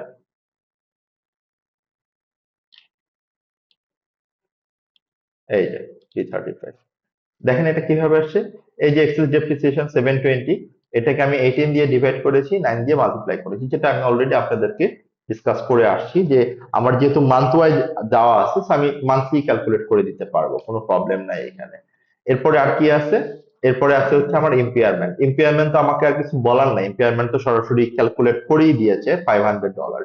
তাহলে এই হচ্ছে আমার টোটাল অ্যাডজাস্টমেন্ট। বাট এখান থেকে খেয়াল করব আমরা এই দুইটা জিনিস কিন্তু আমরা আবার যখন প্রফিট অ্যাট্রিবিউট করব তখন কিন্তু এই দুইটা জিনিস আবার আসবে, ঠিক না? প্রফিট অ্যাট্রিবিউটেবলের সময় কিন্তু এই পয়েন্টটা অবশ্যই আমাকে কনসিডারেশনে নিতে হবে। প্লাস ওই যে ফাইন্যান্স কস্টের ব্যাপারটা, ওই যে একটু আগে আমরা যে 100 অ্যাড করলাম না, সেটা কিন্তু আমার ওইখানে চলে আসবে। সো এই ব্যাপারগুলো একটু মাথায় রাখা। আনরিয়েলাইজ প্রফিটটা কেন আসবে না? বিকজ এটা প্যারেন্ট সেল করেছে, এটা সাবসিডিয়ারির অ্যাকাউন্টসে নাই এই প্রফিটটা, দ্যাটস দ্য রিজন। তাহলে আমার কস্ট অফ গুডস সোল্ড কত দাঁড়াচ্ছে? 20,830। এটি আমরা দেখবো সরাসরি এখানে নিয়ে আসি, খেয়াল করে দেখবেন। এই যে কস্ট অফ গুডস সোল্ড একদম কমপ্লিটলি আমার কে 54 থেকে আসছে, রাইট? তাহলে গ্রস প্রফিট আমার কত দাঁড়াচ্ছে? 8470। এরপরে দেখেন পরের দুইটার ক্ষেত্রে আসলে আমাকে আর বলার কিছু নেই, এই দুটার মধ্যে আর কিছু বলতে হবে আমাকে? Just line by line add হয়ে গিয়েছে। লেস ফাইন্যান্স কস্ট, এই যে ফাইন্যান্স কস্টের সাথে আমার 400, 150। এই 150 থেকে আমি দেখেন কিভাবে আসছে, 300 থেকে আমি 100 কিন্তু মাইনাস করেই দিয়েছি, করে দেন 12 কে ডিভাইড করে 9 দিয়ে মাল্টিপ্লাই করেছি। ওকে, কেন? জাস্ট বিকজ অফ এটা ক্যাপিটালাইজ করতে পারবে বাই কম। সাথে অ্যাডজাস্টমেন্ট 1008 কোথেকে আসছে? ওই যে ডেফার্ড কনসিডারেশনের 9 মান্থের ফাইন্যান্স কস্টটা মনে পড়ে যায়। সো আমরা টোটাল ফাইন্যান্স কস্ট কত পাচ্ছি? 1558। দেন প্রফিট বিফোর ট্যাক্স 5087। এই প্রেজেন্টেশনটাও আমার যখন আইফআরএস 18 ইমপ্লিমেন্ট হয়ে যাবে সেটাও চেঞ্জ হয়ে যাবে, যখন আপনি দেখবেন আইফআরএস এই 18 এই জিনিসগুলো আরো সুন্দর করে ফেলছে ওরা। লেস ইনকাম ট্যাক্স এক্সপেন্স, এখানেও আমার কিছু বলার নাই, রাইট? এখানে জাস্ট কি হবে, সাবসিডিয়ারিটা জাস্ট 9 মান্থের চলে আসবে, বাকিটা অ্যাজ ইট ইজ। আমার প্রফিট ফর দ্য ইয়ার, এই যে প্রফিট ফর দ্য ইয়ার 2937, এটার মধ্যে তো প্যারেন্টের প্রফিটও আছে, আবার সাবসিডিয়ারির প্রফিটটাও আছে। বা এই সাবসিডিয়ারির এবং প্যারেন্টের প্রফিটের মধ্যে পুরোটাই কি প্যারেন্ট পাবে আসলে? তাহলে আমি এখন অ্যাট্রিবিউট করব কার প্রফিটটাকে? সাবসিডিয়ারির প্রফিটটাকে। এই সাবসিডিয়ারির প্রফিটটা কি আমার অ্যাট্রিবিউট করতে হবে প্যারেন্টের মধ্যে এবং এনসিআই এর মধ্যে। এখন এই 2937 এর মধ্যে এনসিআই কে যদি আমি দিতে হয় 100, বাকিটা তো পুরোটাই প্যারেন্টের, তাহলে আমার তো আর সাবসিডিয়ারির এবং এনসিআই ভাবে আলাদা করার দরকার নাই। গ্রুপের পুরোটুকুর মধ্যে আমার এনসিআই কে কত দিব অতটুকু আলাদা করলেই তো আমার এনাফ, রাইট? সো ওই অ্যাট্রিবিউটটা এখন আমরা করে দেখাবো, profit attributable between parent and NCI. তাহলে আমি এখন প্রফিট অ্যাট্রিবিউট করব কার প্রফিট? Subsidiary profit. তো এখানে দেখেন আমরা সাবসিডিয়ারি প্রফিট কিভাবে অ্যাট্রিবিউট করেছি। এটা হচ্ছে আমার প্রফিট আফটার ট্যাক্স। এই যে ভালো করে খেয়াল করেন আপনি, 2400 কোত্থেকে আসছে? ওর পিএনএল এ আমার 2400 দেওয়া ছিল, 100 কেন আসছে? বিকজ ওর ফাইন্যান্স কস্ট এটা আমার অ্যাড করতে হবে, ক্লিয়ার? এন্ড এটাকে আমি এখন কি করব, 9 মান্থে নিয়ে নিব। তো 9 মান্থে যখন আমি নিয়ে নিচ্ছি, তাহলে আমার আলটিমেটলি প্রফিট কত আছে? 1875। বাট এই 1875 এর মধ্যে তো আমার আরো কিছু অ্যাডজাস্টমেন্ট আছে, যে অ্যাডজাস্টমেন্ট গুলো সাবসিডিয়ারির পোস্ট অ্যাকুইজিশন প্রফিটের সাথে আমাকে অ্যাডজাস্ট করতে হবে। সেটা কি ছিল? একটা ছিল হচ্ছে এক্সেস ডেপ্রিসিয়েশন, আরেকটা ছিল ইম্পেয়ারমেন্ট লস, যে দুটো আমি এখানে মার্ক করে রাখছিলাম, যদি আপনাদের একটু মনে পড়ে থাকে। এই দুটোই মার্ক করা ছিল, ঠিক না? এটি আমি বলেছিলাম যেটা আমার অ্যাট্রিবিউটেবল আসবে, এবং যদি আনরিয়েলাইজ প্রফিট থাকতো সাবসিডিয়ারি সেল করতে তাহলে আসতো, ঠিক না? বাট যেহেতু আনরিয়েলাইজ প্রফিট সাবসিডিয়ারির জন্য আসে নাই, তাহলে আর এটা আসবে না। এখন দেখেন যে আমরা এখান থেকে যখন এই অ্যামাউন্ট থেকে আমি আমার অ্যাডজাস্টমেন্ট গুলো বাদ দিলাম, বাদ দেওয়ার পর আমার কতটুকু অ্যাট্রিবিউটেবল প্রফিট থাকে? 1015। এই 1015 এর কতটুকু প্যারেন্ট পাবে, কতটুকু এনসিআই পাবে? প্যারেন্ট তো পাবে 80%, আর বাকি 20% কে পাবে? এনসিআই। তাহলে আমার তো 80% না বের করলেও হবে, বিকজ আমি যখন এনসিআই টা আলাদা করে দিব বাকিটা পুরোটাই প্যারেন্টের থেকে যাবে। তাহলে এই 1015 এর কত পার্সেন্ট আমি এনসিআই কে দিব? 20%। তাহলে 20% কত আসে? 203।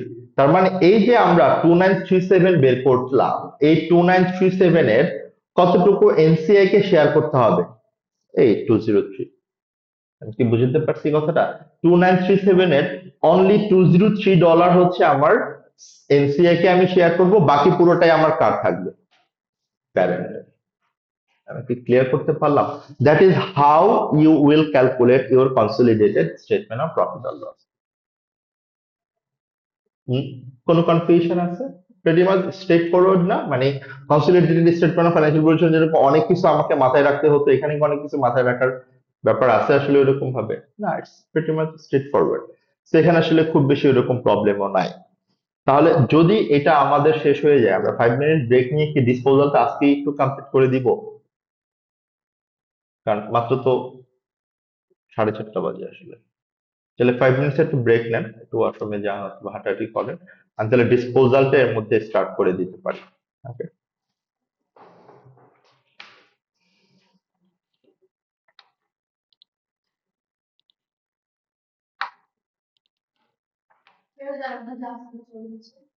হ্যাঁ, হ্যাঁ। অনেকদিন থাকা তো ঠিক না আসলে এক জায়গায়। ওই তো মানে ওনাদের ব্যাচের কেউই, মানে অ্যাপারেন্টলি আমাদেরও সেমই অবস্থা, মানে আমাদেরও আসলে খুব বেশি লং টাইম থাকার প্ল্যান নাই। হ্যাঁ, অনেকবার, যেমন আপনার আপনার ইমিডিয়েট স্যারেও ট্রাই করতেছে অনেকদিন ধরে। ওই তো মানে 2 বছর দেখবেন চোখের পলকে শেষ হয়ে যাবে। হ্যাঁ, সো এটাই আমি বললাম যে মানে এটা টাফ। যেমন মানে ওনাদের ইয়ের যেমন মারুফ স্যার, আপনি ওনাদের সাথে গল্প করলে শুনবেন, মারুফ স্যারের ছবিও আছে অলমোস্ট এখন। হ্যাঁ, মারুফ স্যার ইজ ওয়ান অফ, মানে আমাদের গুরুজি টাইপ আর কি, যে আহসান আমরা একসাথে খুব ই করছি। মারুফ স্যার, তানিম ভাই, তানিম ভাই বেটার হাফ, ওইদিকে ওনাদের আর একটা ফ্রেন্ড কানাডাতে। So আমি এটাই বললাম যে আলটিমেটলি এই সার্কেলটা থাকার কথা না, মানে দ্যাট, মানে ইনক্লুডিং আস। হ্যাঁ, ওয়াই নট।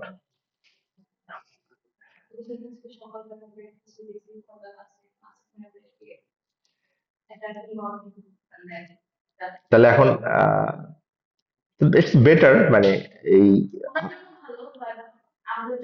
হ্যাঁ, মানে খুব দারুণ ভাবে ম্যানেজ করে আসতেছিল।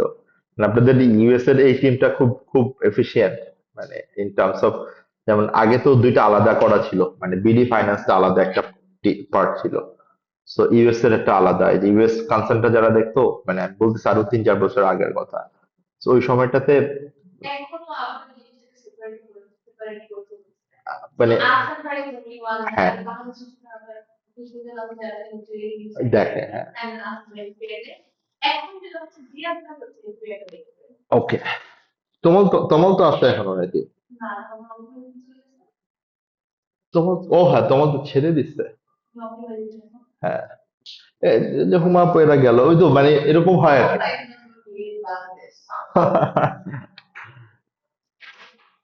ওই জন্য আমি যেতে চাইলাম এডুকেশনে।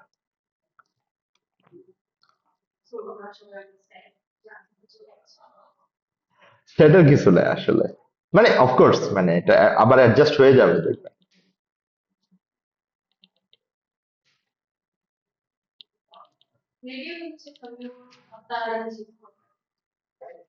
এক জায়গায় মানে, মানে এটা ওই যে মুভির মতো দেখবেন, আবার সবাই মিলে গিয়ে ওই টরন্টোতে অথবা একটা সিটিতে সবাই যাবে, যদি এখন ডিফারেন্ট ডিফারেন্ট সিটিতে আছে।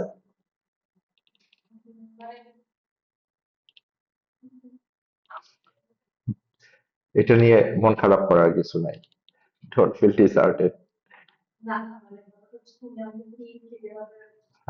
আই নো অনেক দিনের ই না, যেমন মানে আপনি, যেমন আপনাদের তো এটা আহসান ইজ দ্য, মানে is the third third person, মানে ফার্স্টে তো মারুফ স্যার যখন অর্গানাইজ ইন্টারভিউ দেয় তখন আমি ওনার ক্লাস করতাম, F9, and we absolutely can remember everything।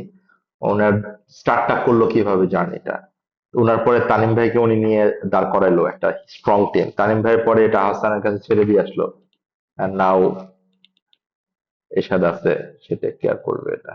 So it's a cycle, কিছু করার নাই আসলে।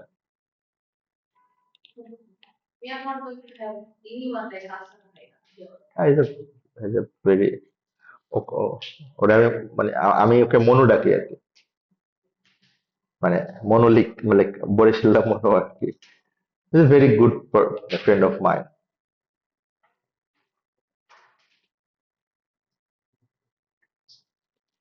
মানে আমার সাথে দেখা হলে ওরা আমি মানে জাস্ট ইসের জন্য খুব প্যারা দেই, পাস করার জন্য পেপার। আমিও আমি প্রচুর ট্রাই করছি, বাট ও ও ফিল করে, বাট হয় না, কি করার আসলে, মানে আই নো যে আসলে এটা মানে এটা এটা একবার স্টপ করে দিলে আসলে টাফ। আপনি যান, সমস্যা নাই। হুম, গো, প্রবলেম, আমি এটা রেকর্ডিং তো দিয়ে রাখবো, প্রবলেম।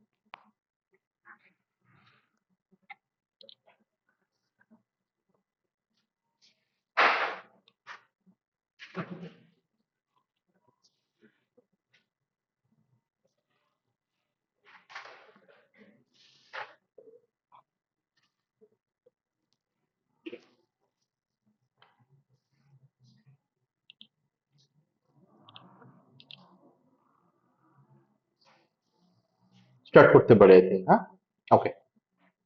সরি, আসলে এটা প্ল্যান ছিল না যে আজকে স্টার্ট করতে পারবো, এই জন্য আমি আসলে ওয়ার্ড ফাইলটা দিতেও পারিনি, আমি দিয়ে দিব just after the class. So let's start with the disposal part, and here ডিসপোজালটা কি এটা একটু আমরা বুঝে নিই, একটু জাস্ট বেসিক একটা আইডিয়া নেই, তারপর আমরা ক্যালকুলেশন অথবা ইলাস্ট্রেশনটাতে যাই। সো আমরা যখন কোনো সাবসিডিয়ারিকে অ্যাকোয়ার করি, সো এটা আমার দুইটা পারপাস থাকতে পারে। একটা হচ্ছে আমি সাবসিডিয়ারিকে হোল্ড করব ফর লঙ্গার টার্ম, রাইট? আমি অ্যাকোয়ার করেছি, I will do like business or thing, সেটা একটা পারপাস হতে পারে যে এটা অনগোয়িং চলতে থাকবে এই বিয়েটা। আর আরেকটা হচ্ছে আমি সাবসিডিয়ারিকে অ্যাকোয়ার করেছি for purposes of reselling it within 1 ইয়ার। হ্যাঁ, তাহলে দুইটা কিন্তু দুই দিকে চলে যাচ্ছে। তাহলে যদি আমার কোনো সাবসিডিয়ারিকে আমি এই পারপাসে পারচেস করি যে এটা আমি উইদিন 1 ইয়ারে আবার রিসেল করে দিব, অথবা উইদিন 1 ইয়ার আমি এটা ডাইভেস্ট করে দিব, সেল করে দিব, তখন এই এই সিনারিওতে আমার গ্রুপ অ্যাকাউন্টিং এর কোনো কাজ নাই। ওকে, তাহলে সেই সিনারিও আমার কার জন্য অ্যাপ্লাই হবে সেটা আমরা আইএফআরএস 5 এ একটু কথা বলবো। তার মানে একটু লিখে রাখতে পারেন যে if any subsidiary acquired for purpose of resell it,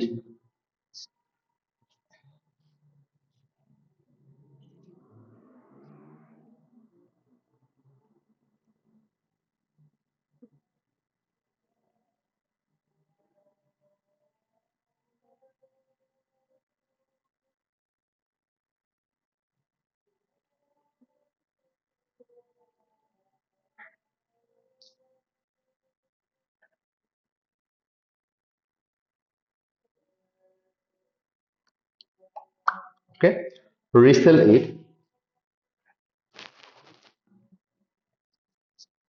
then no group accounting principles should be applied. No group accounting principles should be applied.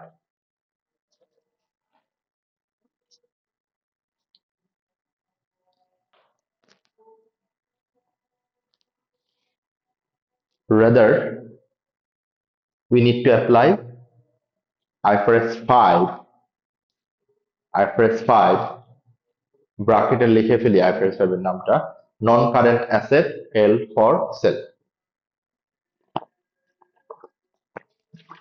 Non current asset held for sale. আমি কি বুঝতে পারলাম কথাটা?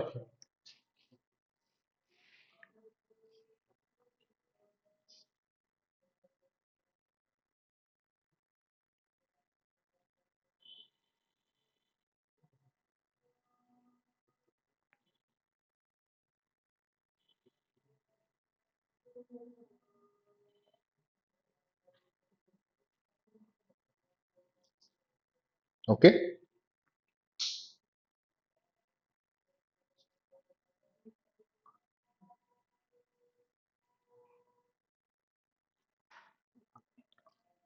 Clear? Okay, non current asset held for sell.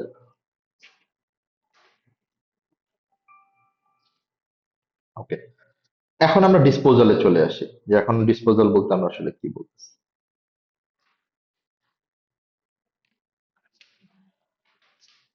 এখন আমরা বলি যে disposal, আমরা তাহলে এখন যে ডিসপোজাল কথা বলবো, তাহলে এটা নট লাইক ওই ইনভেস্টমেন্ট যেটা আমি রিসেলের জন্য করছি সেটা না। আমি একটা সাবসিডিয়ারিকে অ্যাকোয়ার করেছিলাম, নাও এটা হইতেই পারে আমি আমার সাবসিডিয়ারিকে এখন 10 বছর পর, 5 বছর পর, হোয়াট এভার, আমি এখন এটা সেল করব, যেটা হয় ইউজুয়াল আমার অ্যাকুইজিশন এবং মার্জারের ক্ষেত্রে। এখন এই ডিসপোজালটা আমি কাকে করতেছি? সাবসিডিয়ারিকে করতেছি। সাবসিডিয়ারি কাকে বলছে? যেটা মোর দেন 50%, যার কন্ট্রোল আমার ছিল, রাইট, যার উপরে কন্ট্রোল আমার 50%-এর বেশি ছিল। এখন আমি যে ডিসপোজ করতেছি, এটার অনেকগুলো সিনারিও আছে, যে সিনারিও গুলো আমাদের এফআর এ অ্যাপ্লিকেবল না। এফআর অ্যাপ্লিকেবল না বলতে, যেমন আমরা যে ডিসপোজালটা নিয়ে এফআর এ কথা বলবো, that is only fully disposal. মানে হচ্ছে আমি যখন তাকে সেল করে দিব আমার কন্ট্রোল হারায় যাবে। বাট প্র্যাকটিক্যালি, অথবা আপনি যখন অ্যাডভান্স পেপারে যাবেন, এসবিআই এ যাবেন, তখন ব্যাপারটা এরকম হবে না। দেখবেন আপনার সাবসিডিয়ারি ছিল হচ্ছে 80%, আপনি হয়তো বা 10% সেল করছেন, বাট স্টিল সে আপনার সাবসিডিয়ারি আছে। তখন আপনার এনসিআইটা কমে যাচ্ছে, এনসিআইটা আরো বেড়ে যাচ্ছে। আসলে আগে ছিল হচ্ছে আমার 20%, এখন হয়ে যাবে হয়তো বা 30%। বুঝতে পারছি? আবার এমনও হবে, আপনার আগে ছিল হচ্ছে 60% সাবসিডিয়ারি, আপনি এখান থেকে 40% সেল করে দিচ্ছেন, অথবা 30% সেল করে দিচ্ছেন, তাহলে সাবসিডিয়ারি বিকামস অ্যাসোসিয়েট। তো আমি কি বুঝাতে পারতেছি কথাটা, যে এই সিনারিওটা আপনি in future paper like SBR এ গিয়ে পাবেন। বাট আপনার এফার্ট সিলেবাসে আমি যখন বলছি disposal of subsidiary, it means full disposal. And full disposal doesn't mean you are selling entire share of subsidiary. Full disposal means you are not having any more control over subsidiary. কথাটা কি বোঝা গেল? যেমন আমার যদি 80% কোন subsidiary হয়, it doesn't mean full disposal means আমি 80% সেল করছি। ইট মিনস আমি সেল করছি হয়তো বা 70%। আমি বুঝাতে পারলাম কথাটা? তাহলে full disposal does not mean to sell off entire investment. Full disposal means you are not having any control over subsidiary. এক কথায়, that entity will not be your subsidiary anymore for the purpose of financial reporting paper. Clear? But practically কিন্তু ব্যাপারটা তা না, যেটা আমি আপনাকে বললাম। সো ডোন্ট গেট মি রং, এটা আবার আপনি আমাকে এভাবে মানে ট্রিগার করিয়েন না। এখন আসেন, আমি যখন একটা অ্যাসেট ডিসপোজ করি, এখানে আমি একটা গেইন লস হয় না আমার? একটা প্রপার্টি যখন আমি সেল করে দিই, ইউজ করার পর ডিসপোজ করে দিই, এখানে গেইন লস হয় না? সো সেম গোস টু, আমি যখন কোন সাবসিডিয়ারিকে সেল করে দিব, আমি তো অফকোর্স তার থেকে একটা প্রসিড নিব, মানে যার কাছে আমি সেল করছি একটা ডিসপোজাল প্রসিড তো আমার থাকবে, রাইট? এবং আমি যে সাবসিডিয়ারিকে সেল করছি তার তো একটা ভ্যালু থাকবে। তাহলে এই দুটোর যদি ডিফারেন্স হয়, যদি তার যে ক্যারিং ভ্যালু ছিল তার থেকে যদি আমি ডিসপোজালটা বেশি পাই, তাহলে এটা আমার জন্য গেইন, রাইট? আর তার যদি এটা আলটিমেটলি কোনো কারণে আমার যে ক্যারিং ভ্যালু ছিল তার থেকে আমি প্রফিটটা কম পাই, তাহলে আমার জন্য লস। তাহলে এইখানে আপনার মেন কাজ হচ্ছে একটা consolidated gain or loss calculate করা, হ্যাঁ, সিম্পল কথা। তার মানে এখানে আপনার আগে কনসেপ্টটা ক্লিয়ার করা, and then based on that আপনার গেইন অর লস কিভাবে ক্যালকুলেট করবেন, এবং সেই গেইন অর লস ক্যালকুলেট করা একটা সুন্দর ফর্মুলা এখানে দেওয়া আছে, জাস্ট একটু দেখে নিলেই আমরা বুঝতে পারবো ইনশাল্লাহ। দেখেন এখানে কি আছে, ফার্স্টে আছে হচ্ছে প্রসিড, এইটা কোশ্চেনে দেওয়া থাকবে, রাইট? প্রসিড, আমার ডিসপোজাল প্রসিড। এরপর নেট অ্যাসেট অফ সাবসিডিয়ারি, এটা হচ্ছে আমার ওই 100% যে ভ্যালু, মানে 100% বলতে ওর নেট অ্যাসেটটার কত value, right, subsidiary. Then goodwill before just or at the date of disposal, মানে আমি যখন ডিসপোজ করতেছি, ডিসপোজালের আগে, ইম্পেয়ারমেন্টের আগে আমার গুডউইল কত ছিল, এটাও কিন্তু আমার সাবসিডিয়ারির গুডউইল। NCI, right? আমার একটু খেয়াল করে দেখেন, আমার এনসিআইটা অ্যাড ব্যাক করছি and fair value of remaining investment add back করছি। তাহলে এই দুটো জাস্ট অ্যাড ব্যাক হবে, আমার এইটা প্লাস, এইটা মাইনাস, এটা মাইনাস, এটা অ্যাড, এটা অ্যাড, সবকিছু প্লাস মাইনাস করার পর যে অ্যামাউন্টটা আসবে সেটাই হচ্ছে আমার গেইন অর লস। এখন এই লাস্টের পয়েন্টটা fair value of remaining percentage, it means যদি কোনো রিমেইনিং ইনভেস্টমেন্ট থাকে, না থাকলে এটা জিরো।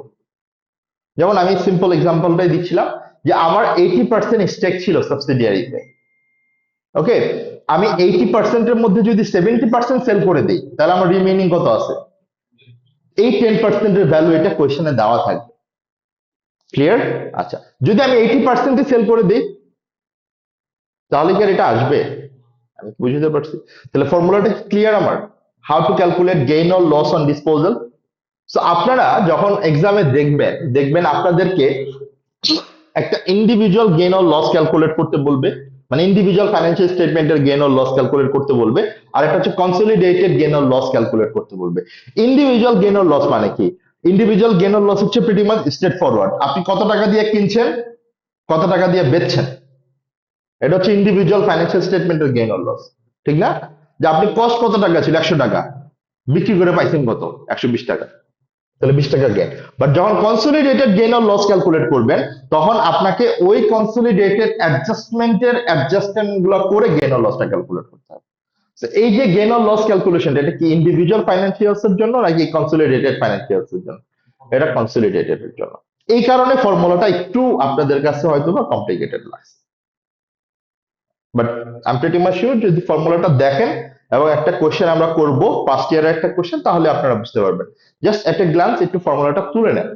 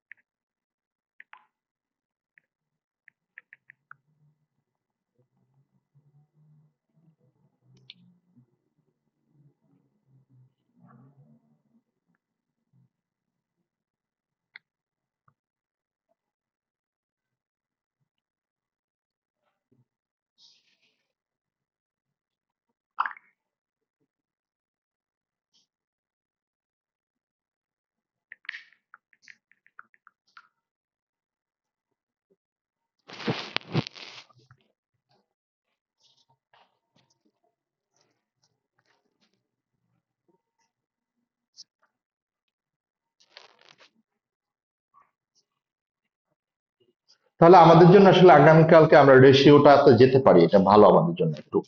আর কালকে যেহেতু আনিস ভাইয়ের ক্লাসটা নাই, সো আই ক্যান আর একটু টানতে পারবো হাফ অ্যান আওয়ার, কারণ আপনি একবারে শেষ করে চলে যেতে পারবেন। সো হোপফুলি আমাদের এইদিকে কনসলিডেশনের 20 রেশিও ডেটা আনিস ভাই আয়ের যতটুকু করছে আমি একটু চেক করে নেই, ভালোই অবস্থানে আছি, ভালো খারাপ না।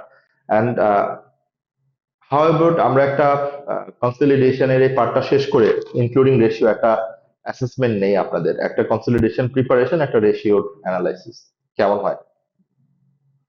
মানে একটা হোমওয়ার্ক তো চলতেছে, যে হোমওয়ার্কটা আপনারা দিচ্ছেন, বাট আই রিকমেন্ড যে আপনারা একটা প্র্যাকটিসের মধ্যে থাকেন, তাহলে এই পার্টটা মোটামুটি ভাবে আপনাদের একটা ভালো আন্ডারস্ট্যান্ডিং থাকবে, বিকজ এই পার্টটা থেকে কোশ্চেন তো আসবেই, হয় এ বিতে আসবে, নয়তো আমার সিতে রেশিও আসবে, নয়তো প্রিপারেশন আসবে।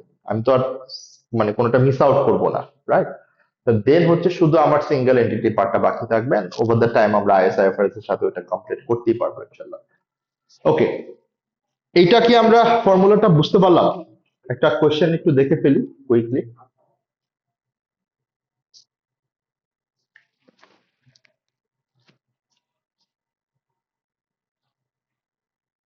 এই হচ্ছে কোশ্চেনটা,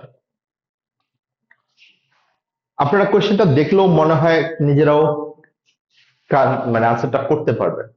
what is the profit or loss on disposal before tax, এই লাইন মানে এইটুকু ভুলে যান, বিফোর ট্যাক্সটা ভুলে যান, বিকজ এটার সাথে আসলে ট্যাক্সের কোনো রিলেশন নাই ভাইয়া, এটা জাস্ট আপনাকে এমনিই দিছে ডিস্ট্রাক্ট করার জন্য, আর কিচ্ছু না। Which will be recorded in four companies consolidated statement of profit or loss for the year ended 30th September 2024. তার মানে সিম্পল কথা, আমার কনসলিডেটেড গেইন অর লস কত হবে, right? Fork company owns 80% investment in spoon company. খুব সুন্দর relation, ঠিক না? Fork and spoon, which it purchase several years ago. ওই যে যেটা বললাম একটু আগে, যে সেভারাল ইয়ার্স অ্যাগো, তার মানে এটা আইফারএস 5 না। The goodwill on acquisition valued at 1674, যেটা আমার আসলে এই যে একটু আগে যেটা বলছিলাম, ওই গুডউইলের ওইখানে আমার দরকার হবে। And there has been no impairment, যেহেতু ইম্পেয়ারমেন্ট নাই 1674 টাই আমরা মাইনাস করব। অন 30 সেপ্টেম্বর, সে কবে ডিসপোজ করছে? 30 September. On 30 September 2004, fork company fork company disposed of its entire investment in Spoon Company, details of which are as follows. এখান থেকে একটা point কিন্তু আমরা ক্লিয়ার, যে ও পুরো 80% সেল করছে। ওই যে fair value of remaining investment if any, এটা থাকবে? Sales proceeds of four companies entire investment in spoon company 5584, তার মানে সেল প্রসিড কত? 5580, সরি 4 বলছি, 80। তাহলে এটা হচ্ছে ডিসপোজাল প্রসিড, রাইট? ওকে। পরের পরেরটা কি আসলে আমার কনসলিডেটেড ক্যালকুলেট করার জন্য রেলেভেন্ট? কনসলিডেটেড গেইন অর লসের জন্য? এটা ইন্ডিভিজুয়াল গেইন অর লসের জন্য রেলেভেন্ট ছিল। ইন্ডিভিজুয়াল গেইন অর লসের জন্য গেইন কত হইতো? ও কিনছে 3720 দিয়ে, বিক্রি করছে 5580 দিয়ে, এটাই হচ্ছে ওর গেইন, রাইট? বাট আমি কিন্তু consolidated gain or loss calculate করছি, সো এই লাইনটা আমার জন্য রেলেভেন্ট না। Immediately before the disposal, the consolidated financial statement for Fork includes carrying amount of net asset 4464, right? যেটা আমাকে ওখান থেকে বাদ দিতে হবে, অ্যাড ব্যাক করতে হবে এনসিআই টা 900। তাহলে আপনি আপনার ফর্মুলাতে বসাই দেন, 5580, goodwill 1674, net asset 4464, add 900 NCI, তাহলে তো আপনি আপনার gain or loss on disposal পেয়ে যাচ্ছেন, ঠিক না? Simple, pretty much straightforward and simple. And এই সিমিলার টাইপের কোশ্চেন আমরা ফার্স্ট ইয়ার কোশ্চেন একদম একদম হুবহু এই টাইপের কোশ্চেনই আমরা পাই।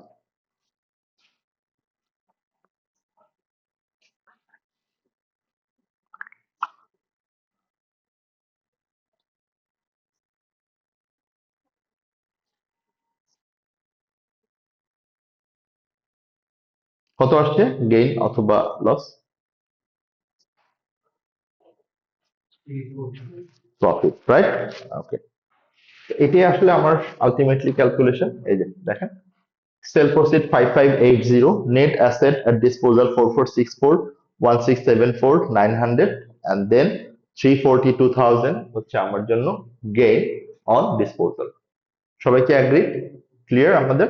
ওকে। সো হ্যাঁ, গুডউইল ছিল 1674, এই যে দেখেন, ঠিক না? ওকে, তাহলে আমরা কনসলিডেশনের যা যা রেলেভেন্ট সিলেবাস ফাইন্যান্সিয়াল রিপোর্টিং এর জন্য সবটুকুই আমরা কভার করলাম। আমরা কনসলিডেশনের বেসিক কনসেপ্ট গুলো নিয়ে কথা বলেছি, এরপর কনসলিডেটেড স্টেটমেন্ট অফ ফাইন্যান্সিয়াল পজিশনের একদম ডিটেলস অ্যাডভান্স লেভেলে আমরা কথা বলেছি। Consolidated statement of profit or loss নিয়ে কথা বলেছি, এন্ড আজকে আমরা একটা consolidated statement of profit or লসের পর ডিসপোজালের একটা পয়েন্ট নিয়ে কথা বললাম। So I am pretty much confident যে আপনাদের কনসলিডেশনের পার্টে আর ওইরকম প্রবলেম থাকার কথা না, অ্যাটলিস্ট প্রিপারেশনে। ওকে, আগামীকাল আমরা যেটা করব, আমরা ফার্স্টে রেশিওর একটা বেসিক আইডিয়া নিব, মানে রেশিওর ক্যালকুলেশনের বেসিক আইডিয়া। সেই ক্ষেত্রে আই উড রিকমেন্ড আপনারা অ্যাটলিস্ট রেশিও একটু বই থেকে দেখে আসবেন, ফর্মুলা গুলা একটু জাস্ট, যেমন gross profit margin, net profit margin, ROCE, gearing ratio, তারপর হচ্ছে interest cover ratio, just current ratio, quick ratio, যতটুকু আমাদের জন্য জাস্ট রেলেভেন্ট, ওকে, একটু দেখে আসলেন। দেন আমরা আসলে ওইটা থেকে যদি কোনো ফার্স্ট ইয়ার কোয়েশ্চেন যেটা আমরা করবো, আমি দিয়ে রাখবো আপনাদের হোয়াটসঅ্যাপ গ্রুপে, সেই কোয়েশ্চেনটা একটু জাস্ট গো থ্রু করে আসলে আমরা কোয়েশ্চেনটা খুব স্মুথলি কভার করতে পারবো। সো এরপরের প্ল্যান হচ্ছে পুরো গ্রুপের উপর একটা অ্যাসেসমেন্ট দেওয়া, গ্রুপের কনসলিডেশন প্লাস রেশিও পার্ট সহ। ওকে, সো থ্যাংক ইউ সবাইকে, and যারা এতক্ষণ অনলাইনে ছিলেন তাদেরকেও। আমি রেকর্ডিংটা আপলোড করে দিব ইনশাল্লাহ আজকে রাতেই। See you tomorrow 3 p.m., right? Same time. আর আপনারা অবশ্যই আমাকে ক্লাসের যে ইস্যুসটা এটা একটু আমাকে জানান, গ্রুপেই জানান, কোনো প্রবলেম নাই। Okay, thank you.